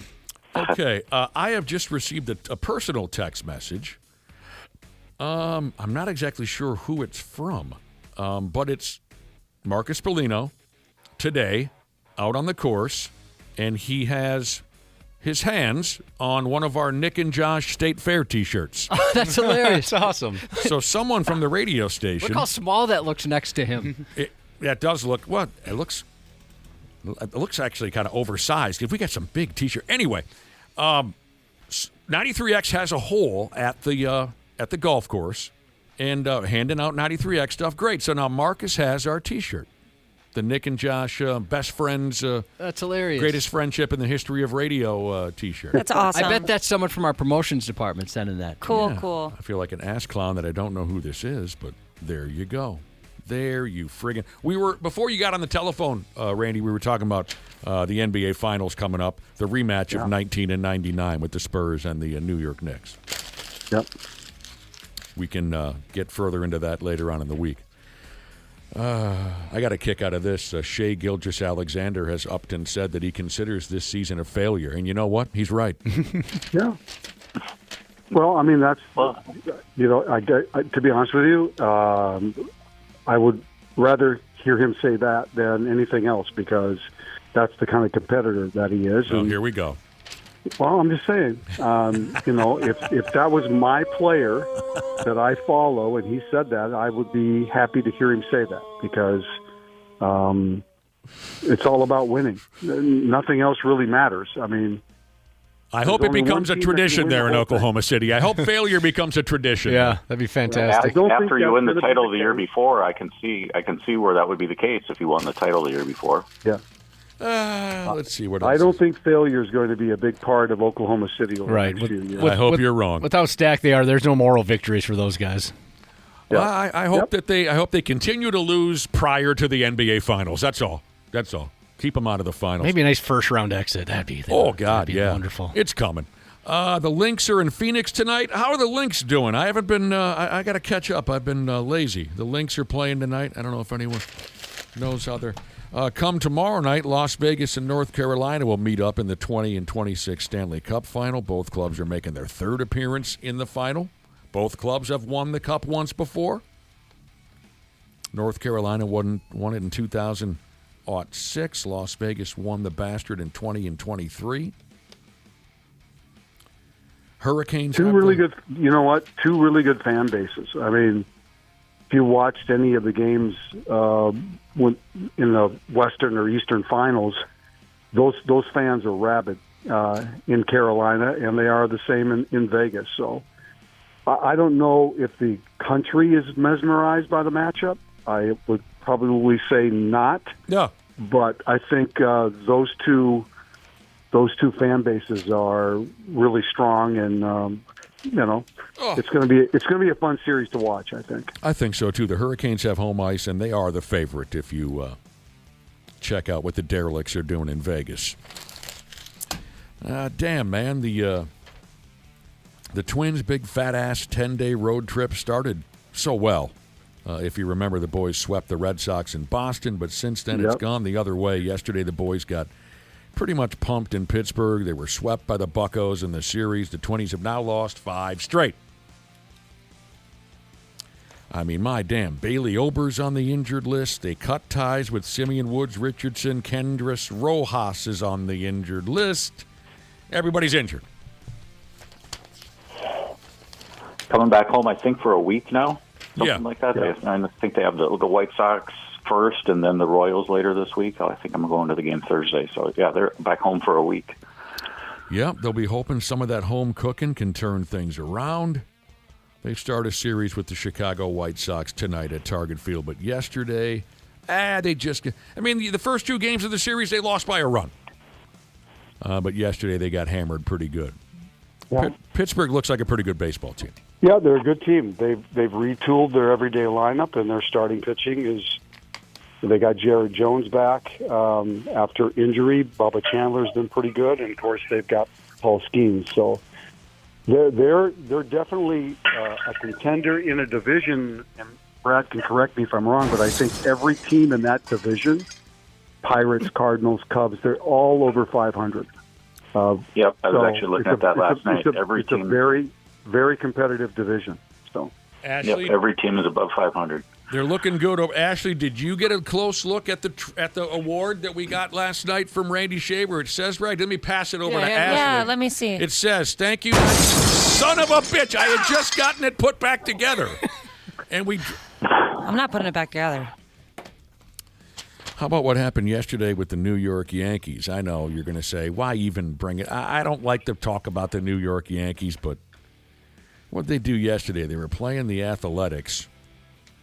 The Yankees were slapping the baseball all over the friggin' place in the third inning. It took the Athletics 43 minutes to get the Yankees out of that half inning. Yankees sent I think this is some kind of a record. They sent 18 men to the plate. Good Lord. 15 of them reached base. 13 of them scored. Jesus. Oh, my God. And they didn't hit like one home run. Softball game. It is like a terrible slow pitch. The Yankees racked up 11 hits, 8 singles, 2 doubles, 1 triple in a half inning. Scored. They were down 3-0 going into the third. They left the top of the third up 13-3. Oh, my gosh. That was disgusting. 3 different Athletics pitchers, 75 pitches. Was that in the Sacramento ballpark? Was that out in?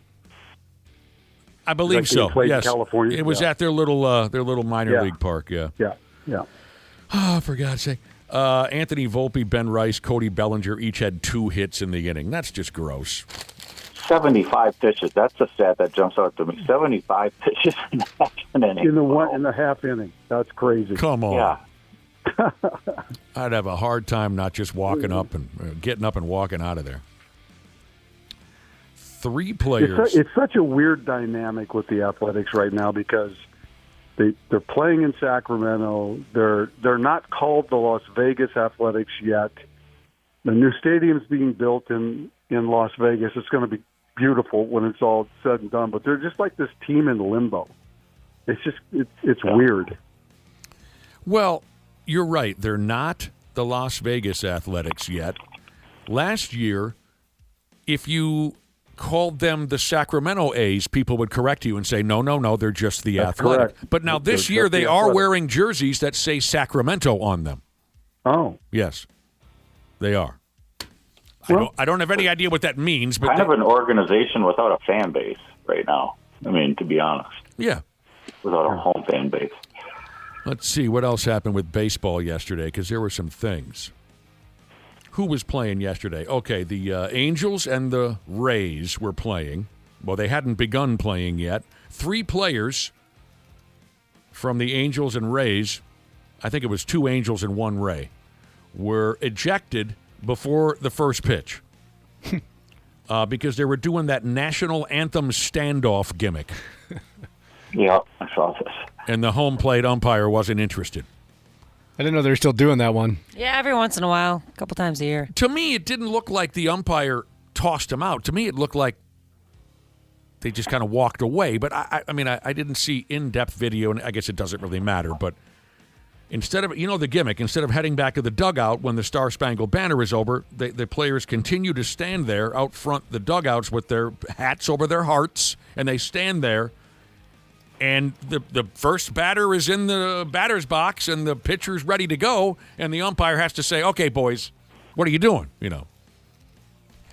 Now, these weren't players that were going to get a sniff at the field in the first place. Mm-hmm. A couple of them were injured, and the other one is just pitched the day prior, so he wasn't. But anyway, so they're still doing that bit. It's kind of fun. There were a couple of mascots also who were standing with them, and they were thrown out. Everyone was thrown out. I don't know. You still like that bit? It's whatever. Yeah, whatever. Good mascots. It's funny for a while. It's cool. A Toronto Blue Jays outfielder was injured on the ball field yesterday by a kid in the stands. This is Toronto Blue Jays outfielder Jesus Sanchez. So, from what I understand, he's out there playing in the field. Toronto playing at Baltimore. And there was a kid in the stands who had a baseball. And there was some kind of miscommunication. Jesus, what was that? Did we drop our award again? Did someone just drop a severed skull into a tin bucket? What was that? Somebody just drove by my house. I don't know if that was what you heard, a garbage truck. But. Oh, my God. Anyway, so this ball player, Jesus Sanchez, and a kid in the stands, they got their wires crossed. The kid somehow thought that Sanchez wanted to play catch, so the kid throws his baseball at Sanchez, hits him on the wrist with the baseball, and Sanchez had to leave the game. It looked like he wanted to play catch. I could see why the kid was confused. So Sanchez, after the game, said, I wasn't trying to play catch. I just looked at them. They thought maybe I wanted to throw the ball around. It was a complete misunderstanding. He raised his glove. He did. Yeah, so I could definitely see why the kid got confused. All right. Because I guess I've seen a little bit of that this year. In between innings, the players will play a little catch with a young kid in the stands just to be nice. Well, I guess it backfired. This Sanchez dude, he's not in terrible shape. He said he doesn't think. I mean, for Christ's sake, he got hit on the wrist by a baseball thrown by a 12-year-old. I don't think this is anything. Yeah. They're so overly careful nowadays, you know. But this, I got a kick out of this. An Orioles spokesperson said in a statement that the club has identified the fan, and they did remove him from the ballpark. Oh, come on. Thank God. So dangerous. And they are going to conduct a thorough investigation. I don't think that's really necessary. No. I think they've already said we figured it out. It was just a mistake. No need to call the feds in on this one. It's kind of silly, though. What really is happening in the background? What is that? I didn't hear that. It must just be whatever Like Randy's pots and got going on. Yeah. pots and pans clinking together. Yeah, Randy, It sounds like somebody's in the kitchen. Well, last year Randy was sitting in the bar area, so Yeah. that's what I assume. It sounds like you're sitting around a campfire getting ready to cook up some beans or something. All right, I'll just try to forget about it. How about this video now of a youth baseball game? What are these? 12-year-old kids, okay. A youth baseball game in Oklahoma.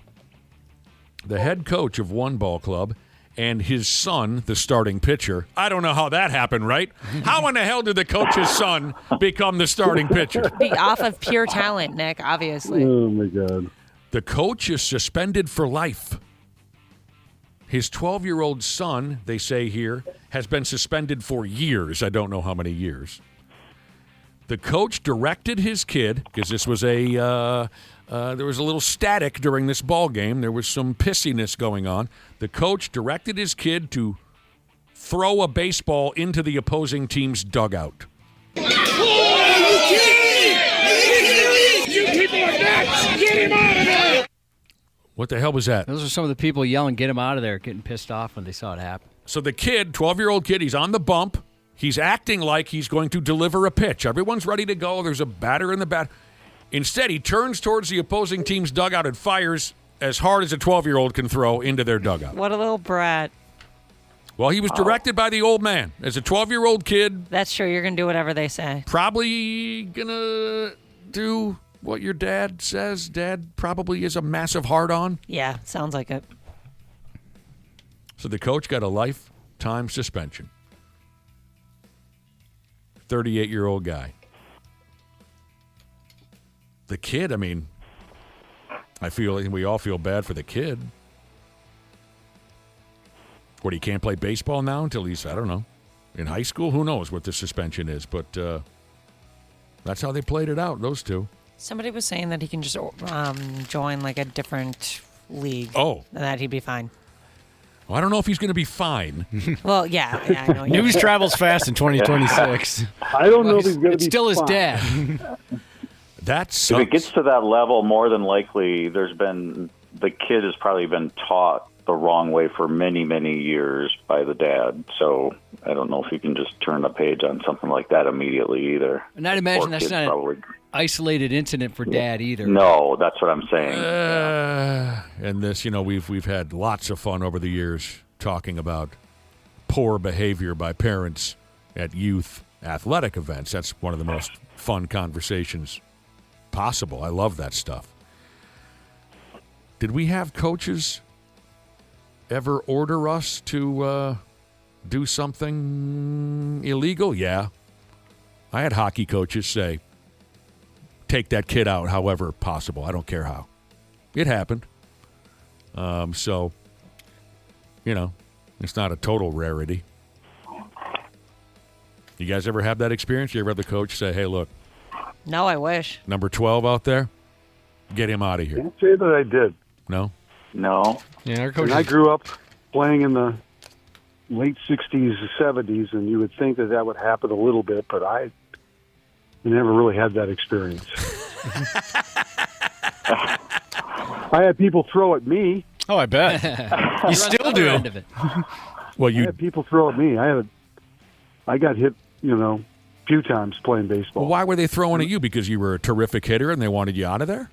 I was a good player, but I can't tell you why. Well, there was one kid I could tell you why. We didn't like each other. We went to school together and didn't like each other. So, oh, I see. And I wasn't pitching that day. He was, and so I guess I should have seen it coming. But. That's funny. So you guys were like rivals in the hallway, and yeah, I mean, you know how it is. Like when you're 12 and 13. Well, yeah. Was there a girl involved? Stupid stuff. Were you guys fighting over a chick? That happens. No, I don't remember the whole circumstance. I remember getting hit because he hit me on the shoulder. I mean, playing youth hockey. That's as close as I've ever gotten to getting hit by a baseball in the face. Ooh, he went upstairs on you. I turned my shoulder, and we're not throwing super hard, so I have plenty of time to move. But, yeah. So one of our listeners says he was in a karate tournament when he was a kid, and his sensei ordered him to sweep the leg. Saw the documentary. That's pretty well known. Get him a body bag. I definitely, a couple of guys in high school, I brushed them back. I didn't try to hit them. Was it because they were dicks in your school that you didn't like Randy's situation? Well, no, they weren't. They didn't go to school with me. They were at rival high school. Oh, rival high school. I can tell you when we played friendly wiffle ball in my neighborhood when I was growing up. I had one of my friends, and we had probably 12, 13 guys. So it was a lot of players.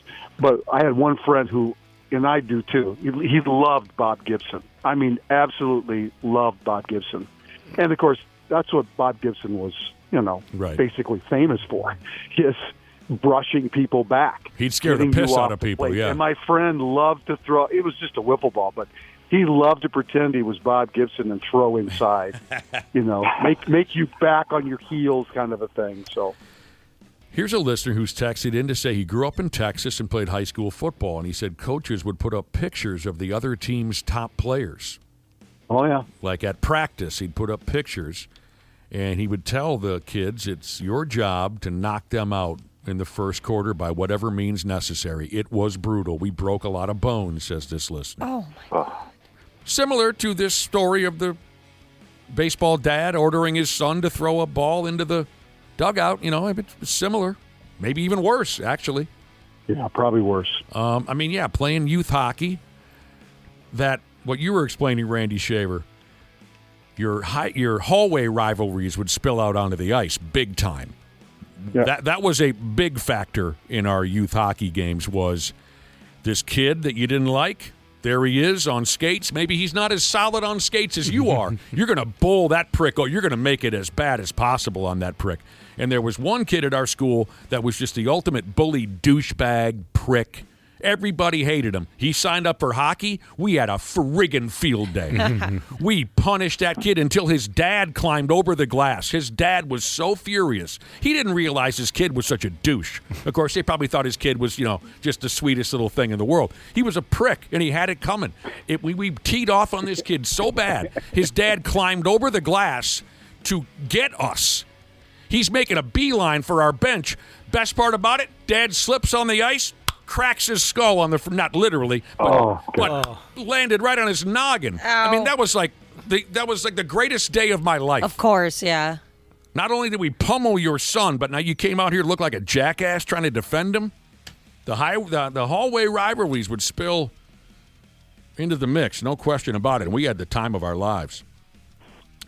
Before we get going, if this means anything to anybody, the Twins hired a new general manager. He goes by the name of Nolan Teasley. He used to work for the Sea Ducks. What did I say? Twins. Sorry. Twins. The Vikings signed a new GM. He used to work for the Sea Ducks. Yep. Just in time for the draft. And Rob Brzezinski is going to stay in place, which I think is great. So it'll be Teasley and Brzezinski and O'Connell is kind of like the three people that are in charge of the organization. The triangle of authority.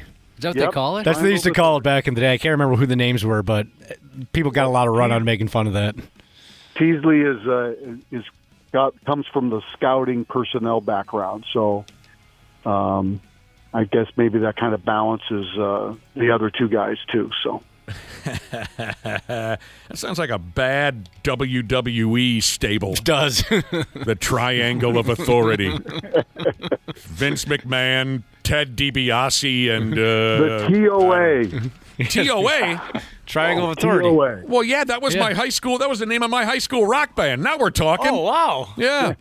That was the name of my high school rock band, Cubby. We were TOA. I remember you saying that. What did it stand for with you guys, though? Tripping on acid. Way cooler. Way cooler. Because we was straight tripping. Oh, I was thinking the T was something else and the A was something else and the O was the OR. Ah. We'll take either one. Or on. Yeah. One more time, I'm going to hoist this award that Randy and his wife gave 93X last night. I'm going to put it up on the cupboard here. God help us. Don't ever give us an award. Hey, Randy.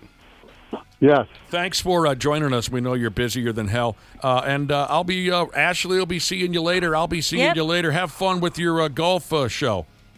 I will. Thanks so much, you guys, for supporting what we do. I appreciate it so much. Of course. It's our pleasure. Thanks, Brad Ryder. Yep. See ya. We'll be back here on the program in a few minutes. 93X Half-Assed Morning Show. Well, hello to our favorite listeners. That's the podcast listeners I'm talking about. It's Dana here, and I'm a Smart Club member of Standard Heating and Air Conditioning, and it's a good thing I am, because my air conditioning unit is older than I am. I had a tune-up recently, and the tech said the thing belongs in a museum. But that's just how good Standard is. They can take a unit from the 70s and keep her humming summer after summer. Right now, you can save $35 on an AC tune-up, or double your savings to $70 off when you add your furnace. Don't wait. Get ahead of things. Procrastination can be fun, but the feeling of checking something off your list is much better. Schedule by June 15th at standardheating.com and get her done. Standard Heating and Air Conditioning, providing the comfort you deserve since 1930. Years of hard work, and now you've got pain in your back, your shoulders, your knees, maybe your joints. You need help. Randy Shaver here with the answer. Dave Bialke. He's got over 30 years experience in getting workers' compensation benefits for people just like you. Don't suffer. Call Bialke Law today. 763-571-2410 or go to bialkelaw.com. That's BIALKE law.com. And it spells relief for you. The Half-Assed Morning Show. 93X. Oh, yeah, she's Monday. We've made it all the way up to 8:33. We know it ain't easy getting your beautiful body up out of bed on a Monday. So we appreciate you that much more for hanging with us this morning. We do. When we first cracked the damn mics near 3 hours ago, we talked about taking her slow this morning. We talked about dialing it back a little bit because of that Monday vibe.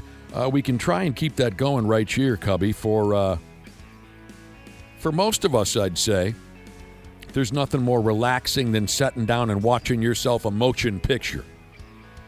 So I'm going to tell you about a few of the big stinking motion pictures that are set to be cut loose on all of us this summer.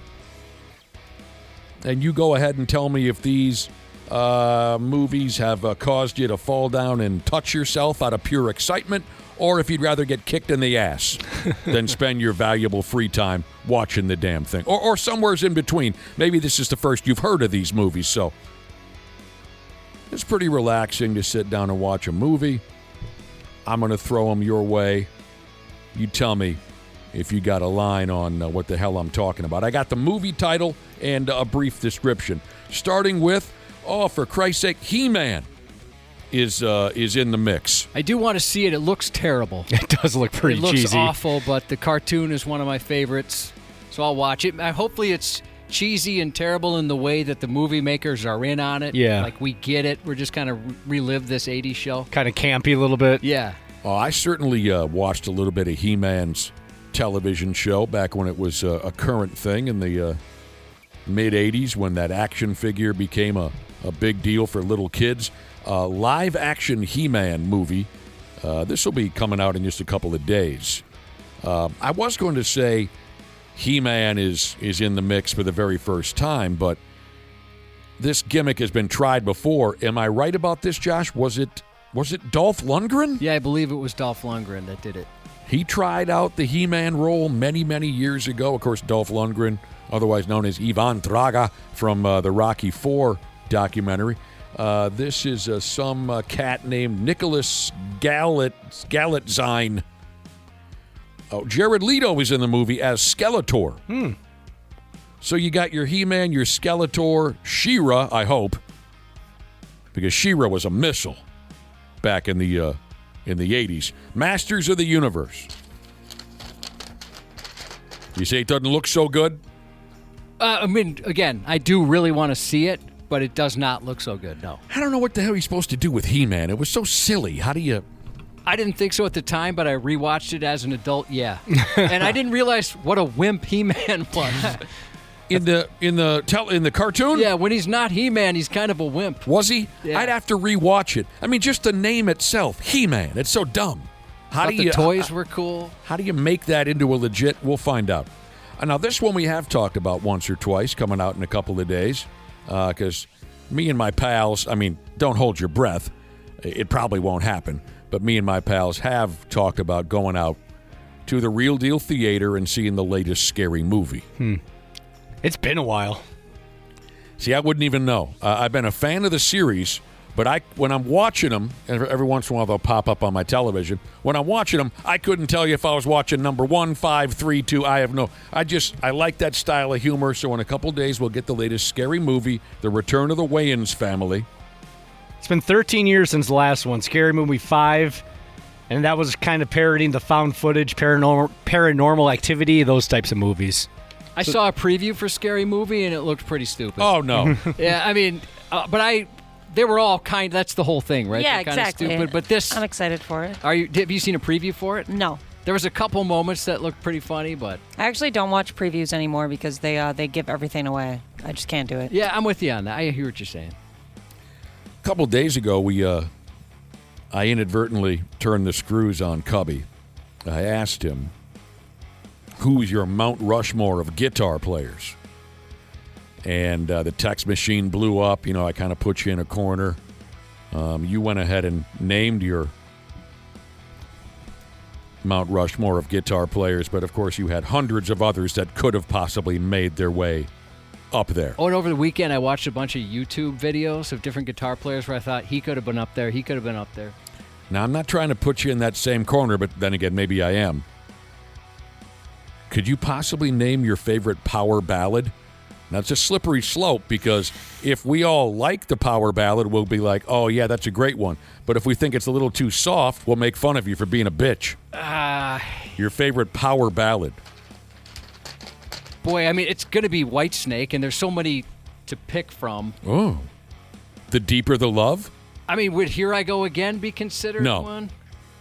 Is This Love? That's Absolutely. An awesome song. Absolutely. So you got Whitesnake in mind. Interesting. Not that I dislike any of those answers. The reason I bring up comes top to mind. Favorite power ballad. That's so difficult. There's so many great ones. I bring it up because coming up in a couple of days, there'll be a movie coming out called Power Ballad. They say it's an R-rated musical comedy. What was the one with Tom Cruise that... Tom Cruise. That Thing We Do or so? No. Tom Cruise. Tom Cruise. You're thinking Tom Hanks. Yeah. Was it called Rockstar? I think it might have been called Rockstar. Rockstar. Yeah, I didn't see that one. Oh, you never saw that? That was a musical comedy. This is only the second time I think I've heard that. This is Paul Rudd, correct? Yes. Yeah. I'm trying to remember. I record all the trailers, but a lot of times I do them months ahead, so I'm trying to remember. Rockstar with Tom Cruise, and for the life of me, I can't remember who else was in that movie. Actually, it was Mark Wahlberg. Oh, that's I know Mark Wahlberg was in 2001. Okay, what was Rock of Ages? Rock of Ages. This sounds similar. They call it an R-rated musical comedy starring Paul Rudd as a past-his-prime wedding singer who crosses paths with a fading boy band star played by Nick Jonas. Power ballad. So I wonder if it'll have, similar gimmicks to what we saw in Rock of Ages. That's right, it was Rock of Ages. Rockstar was Mark Wahlberg jumping in with that heavy metal band. Okay. I don't know. I thought Rock of Ages was okay. Yeah, Tom Cruise really committed to the role. It was pretty funny. Disclosure Day, the latest Steven Spielberg UFO movie. Yeah, I want to see that. Yeah, this one looks really cool. Yeah. It's where we finally find out what's been going on with the aliens. We do. Mm-hmm. Thank God. They've been busy. Steven Spielberg, I didn't think he was even still around. Jeez, he's got to be older than the hills at this point. He's still doing his thing. Okay, big UFO movie. We're rolling through some of the summer flicks that are headed in our direction and going back and forth on whether or not we're fired up. In June, later on this month, Toy Story Part 5. I'm really looking forward to that one. I love those movies. Never got involved in the Toy Story thing. Once my kids aged out, I didn't get past 3. I saw the first 3. I saw the first 3. Third one will kill you. Yeah, that was pretty sad. They say that this here Toy Story 5 is the most emotional of them all. Which I don't know could be possible after number 3, but we'll see. Also in June, Jackass. They're calling it Best and Last. They say this is the final. I'm excited. Yeah, I don't really have any interest. It's not your humor. I never really got dialed into these guys either. It says John Knoxville, Steve O, Wee Man, and the rest of the boys get together for one more round of sliding bottle rockets up each other's beeholes or whatever the hell they do. If you didn't get in on the ground floor of Jackass, there's no way you'd pick up a liking for it midway through. I think it's one of those things he's had to be there from the beginning. Very much an acquired taste. John Achena has a summer movie. Of course. Maybe more than one. This is just the one that I'm aware of, or the one that was included in this article. John Achena in a movie called Little Brother. R-rated. About a high-profile real estate agent whose perfect life is thrown into chaos, by his eccentric brother. I wonder does anyone know who plays the eccentric brother? I'm not sure, but I'm glad you pronounced John Cena's name like that, because it reminded me to tell you guys, I was watching, WWE had a pay-per-view yesterday, Clash in Italy. And, they in between matches, Nick, they pan the crowd. Look, there's that singer, there's that, athlete. Sure. And they pan to Santino Marella. He was in the crowd. Oh, cool. Yeah, it was fun to see him. He's looking good. He didn't jump into the ring? No. Looks like Little Brother might be a Netflix movie. And Eric Andre? He's hilarious. I'm not familiar, but by Dana's I react. can't think of who it is. Is that the name rings a bell. He's the only other person I recognize. Was he by chance part of a comedy duo? Oh, my God. No way. Was he part of a comedy duo? The Eric Andre show. I know he had that for a while. I'm thinking of somebody else. Okay, Eric Andre. He's so funny. Is he? That's going to be great. Did you see Bad Trip, Ashley, on Netflix? Yes, I have. That is unbelievably funny. You guys know that I can't really get into the whole John Cena thing as an actor. Yeah, I've been having a hard time with that. I don't find I think him. He's so likable. I don't really like him, but I just don't think he's any good at it. Well, I still watch his movies though, because maybe I just got nothing else going on. But I think there's a lot of actors I enjoy that aren't very good at it. But he's just he's John Cena. I like him. In July, speaking of television wrestlers, Moana, excuse me. Moana. Oh, a second one or something? It's a live action live one. action one with The Rock. He's returning, but this time as The Rock. The Rock is part of the operation. I think it's funny that they've been doing these live action remakes for movies that came out 25, 30 years ago. Moana came out 6 years ago, and they're already doing the live action version of it. It was only 6 years ago? I'll have to look it up, but it was much more recent, because they've done The Lion 10 years King. ago. Okay. Yeah. But it still seems a little soon. The Odyssey is a motion picture coming out in July. This one sounds interesting. We got a couple of texts from folks saying they can't wait to watch this one. Is this having to do with Greek gods and whatnot? Yes. That sounds incredible. I love that kind of stuff. Starring Matt Damon. It's about Greek mythology, from what I understand. Yeah, that was my all-time favorite class in high school. Type thing. Oh. Pardon me? What's your all-time what? That was my all-time favorite class in high school. It was an elective that you could take, and it was the origins of Greek mythology, and I absolutely fell in love with this kind of stuff because of that. Sounds kind of cool. I mean, it was really cool. I actually paid a lot of attention, and it was a good time. I loved Clash of the Titans when it came out in, I think, 1981, starring, God, don't tell me, Harry Hamlin. They remade it a number of years ago. And the remake of Clash of the Titans, there was some little muscular character that played the lead role, and he had very short hair. I know you guys know who he is. I couldn't come up with his name. I really liked the remake of Clash of the Titans. Sam Worthington? There you go. The original with Harry Hamlin as a little kid. Well, I guess I wasn't that little. I was 10 or something, 11. I really like that stuff. I see where you're going with that, Ashley. I'm kind of drawn to that Greek mythology thing. Buddy of mine just got back from Greece, and he called me how can I say it without getting in trouble? Ass-Ephicles. It's so much better when you can throw the word in there, but that's my Greek god name. Oh, wow. Ass-Ephicles. You wear it well, Josh. Thank you. They're going ahead with another Evil Dead movie in July. I haven't seen anything other than the original. And that came out, I want to say, maybe 82. And if you watch it today, the special effects are garbage compared to what they have available today. But watching the original Evil Dead movie when I was an 11, 12-year-old kid, boy, did that movie grab me. It was so twisted and disgusting, and I just loved it. Why I haven't continued to be a fan, why I haven't continued to follow the series, I couldn't tell you. But I sure as hell will always love the original Evil Dead. Spider-Man's going ahead again in July. That'll be a big one. Yeah, that'll be huge. Tom Holland's just fantastic. I haven't watched those in forever. Again with the wrestling. They're calling this one Spider-Man New Day. What if they make a cameo? That'd be fantastic. Does it star Big E and I don't know. This is the last movie on this report of big ones coming out this summer. Something or another called Spa Weekend, and they're saying this should be looked at as the female version of the Overhang. Oh, heck yeah. Isla Fisher, Anna Faris, wah-wah-wee-wah. Oh, I'll be seeing her in the Scary Movie. I've got a massive crush on that Anna Faris character. So it's Isla Fisher, Anna Faris, and Leslie Mann on a getaway trip. Oh, and you know what, Cubby? It goes off the rails. That's what happens. It does. It's a road trip comedy. Those never fail. Michelle Batu, I think I'm saying her last name correctly. I don't know, but she's in it, and she is absolutely hilarious. Do you guys know who I'm talking about? I bet if you saw her face, you would know who I'm talking about. What is she? Is she known for a particular show? She's probably not anything that you guys would be into. It's more like kind of like chick flick vibes. Okay. Well, I think Leslie Mann and Isla Fisher are very funny. So fun. Yeah, this movie's going to be absolutely hilarious. Heck yeah. Yay. Chick flick. Ashley's excited about it. Christ, Ashley's got to get her ass out to the golf course. She's golfing today at Randy Shaver's big charity golf tournament at Rush Creek. How is your golf game? How do you match up with the others?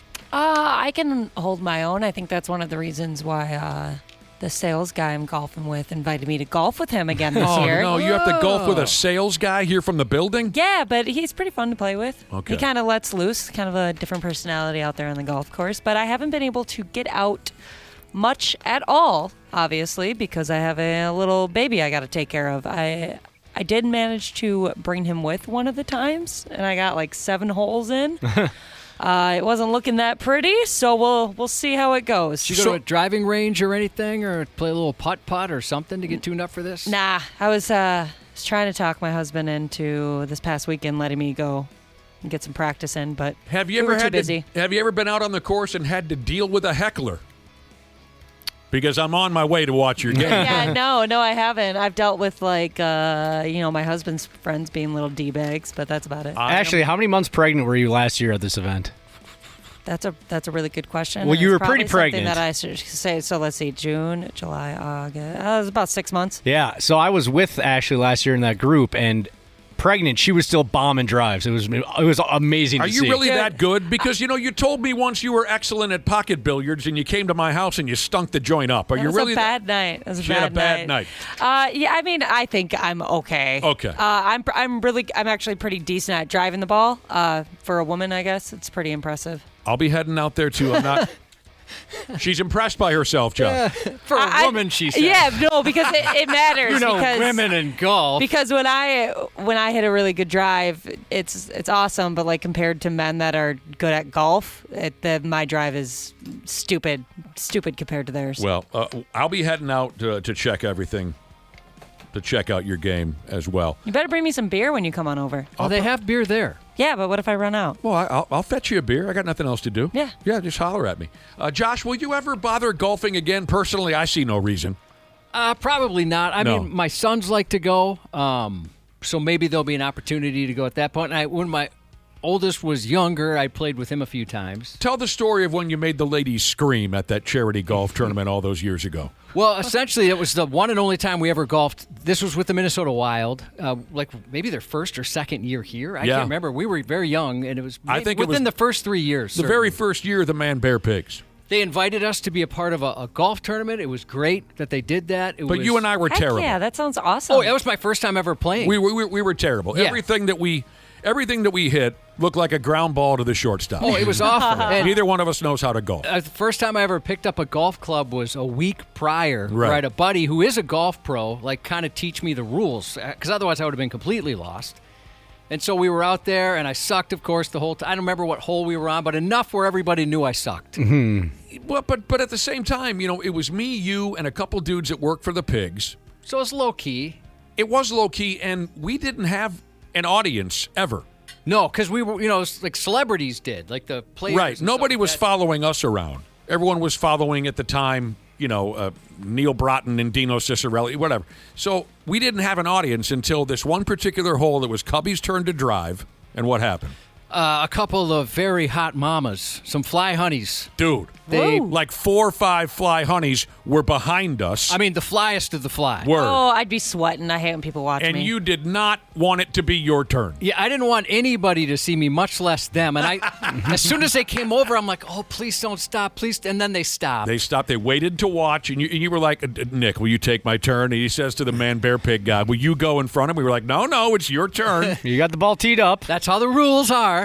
And so I was doing everything I could to stall and hoping that they'd move on. But they didn't. They just waited around. So Fly, honey. You're taking like 100 practice swings. Oh, and I was just kind of standing there as if we'll just talk to you, and then when you go, we'll continue on. But eventually, Super foxes. eventually there's people behind us, so we had to go. And so I went up there. I'm like, oh, no, this sucks. And I was so nervous, and I hit the drive of my life. Yep. Before and since, I've never, ever done that well. I couldn't believe how lucky I got. He looked like Bob Hope. Yeah. Just I drove got that so pig. lucky. Awesome. He looked My like w- Craig Stadler. My one and only good drive. Yep. And the ladies went, oh. They really did. Oh. Well, I'm going to follow him for a couple holes now. That would have been the worst. Man, they I would have thought- faked a Dana injury. Yeah. They thought you were Arnold Nicholson. Close. Before we go, we were discussing some of the big summer movies that are headed our way, if that's your thing. And we named them off. We talked about whether we gave a rat's ass or not. 2 were texted in from listeners. They wanted to know if we were pumped to go see Supergirl. Oh, that looks pretty funny, actually. I have not seen the ads, but that sounds kind of... Khaleesi's in it, I believe. Oh. The actress whose name, something. the one who took it all off in that sword movie? Yeah. Oh, this looks really good, except based on the cover picture I'm looking at right here. There's a dog in it, and I can't watch anything with a dog in it. Even if They're the not dog gonna- is completely... It's like Super Dog or whatever the dog's name Nope. is. Even if the dog is completely fine, you know at one point it's going to be put into a compromising situation, and I'm going to cry. I don't need that. You need to grow up at one I know. point. I have a Emilia serious Clarke? problem. Is that the right person for Supergirl? I got some Michael Vick videos you don't want to watch. Anyway, what? It's killing me. What's the name of that gal who got naked 700 times in that? Emilia Clarke, the actress? Clarke. In the medieval movie. What was that called again? The series. Game of Thrones. Game of Thrones. And the other movie listeners sent in. They're excited to go see Street Fighter. Oh, yeah. Yes. That doesn't come out till October, but I'm pumped about I want to that. see that too. That video game was so much fun. Yeah. Street Fighter, dude. And speaking of wrestlers, who is in it? Roman Reigns is in it. Cody Rhodes is in it. Get them out of there. I'm kidding. I'm sure. Yeah, they're no, they're gonna be great. I'm sure they'll be fun. They're fun people. It can't be any worse than the Jean-Claude Van Damme one that came out in 1994. Jean-Claude Van Damme's never done anything bad. Josh, how about you come over this afternoon? I want to sit you down on the couch. He has it. I love what the muscles from Brussels. Oh man, I also kind of liked his stuff just because he was. Yeah, he was one of those guys. I mean, even if it was bad, it was good. Yeah. Jesus, I often wondered. I wonder how long this scene took to get through. You know what I mean? On the ground floor, because Van Damme, however you say his name, he just was not a very good actor. I bet this when he really had a line or two. You know what I mean? I bet it took a while, but. All right, so I had the wrong actress. I thought it was the Game of Thrones chick. No, she's she's one of the spin-offs, right? One of the Game of Thrones spin-offs, I'm pretty sure. And I'm afraid to say her last name. Millie Alcock, I believe is. Millie is the first name. Alcock, yeah. No kidding. That is one interesting last name. I don't think I can't think of who that is. Did you watch House of the Dragon? Never saw it. No, I do not think so. I don't think I've ever met an Alcock in my life's time. Oh, she's gorgeous. What about just a mostly? The Moscock family? Yeah. Nope, haven't crossed paths with them. We got to get the hell out of here. Congratulations to Jim on your retirement from Ojibwe Jesus, banging Josh's mom every Thursday. And Dawn Jesus text in a happy 25th anniversary shout out to his beautiful wife. Happy 14th anniversary to Headbanger from the bar Jesus and his better half. Happy birthday to Luke, 38 and looking fine from first-time texter Kayla. And happy birthday to Johnny Mac from Dawn. 93X Half-assed morning show. Well, hello to our favorite listeners. That's the podcast listeners I'm talking about. It's Dana here, and I'm a Smart Club member of Standard Heating and Air Conditioning, and it's a good thing I am, because my air conditioning unit is older than I am. I had a tune-up recently, and the tech said the thing belongs in a museum. That's just how good Standard is. They can take a unit from the 70s and keep her humming summer after summer. Right now, you can save $35 on an AC tune-up, or double your savings to $70 off when you add your furnace. Don't wait. Get ahead of things. Procrastination can be fun, but the feeling of checking something off your list is much better. Schedule it by June 15th at standardheating.com and get her done. Standard Heating and Air Conditioning, providing the comfort you deserve since 1930.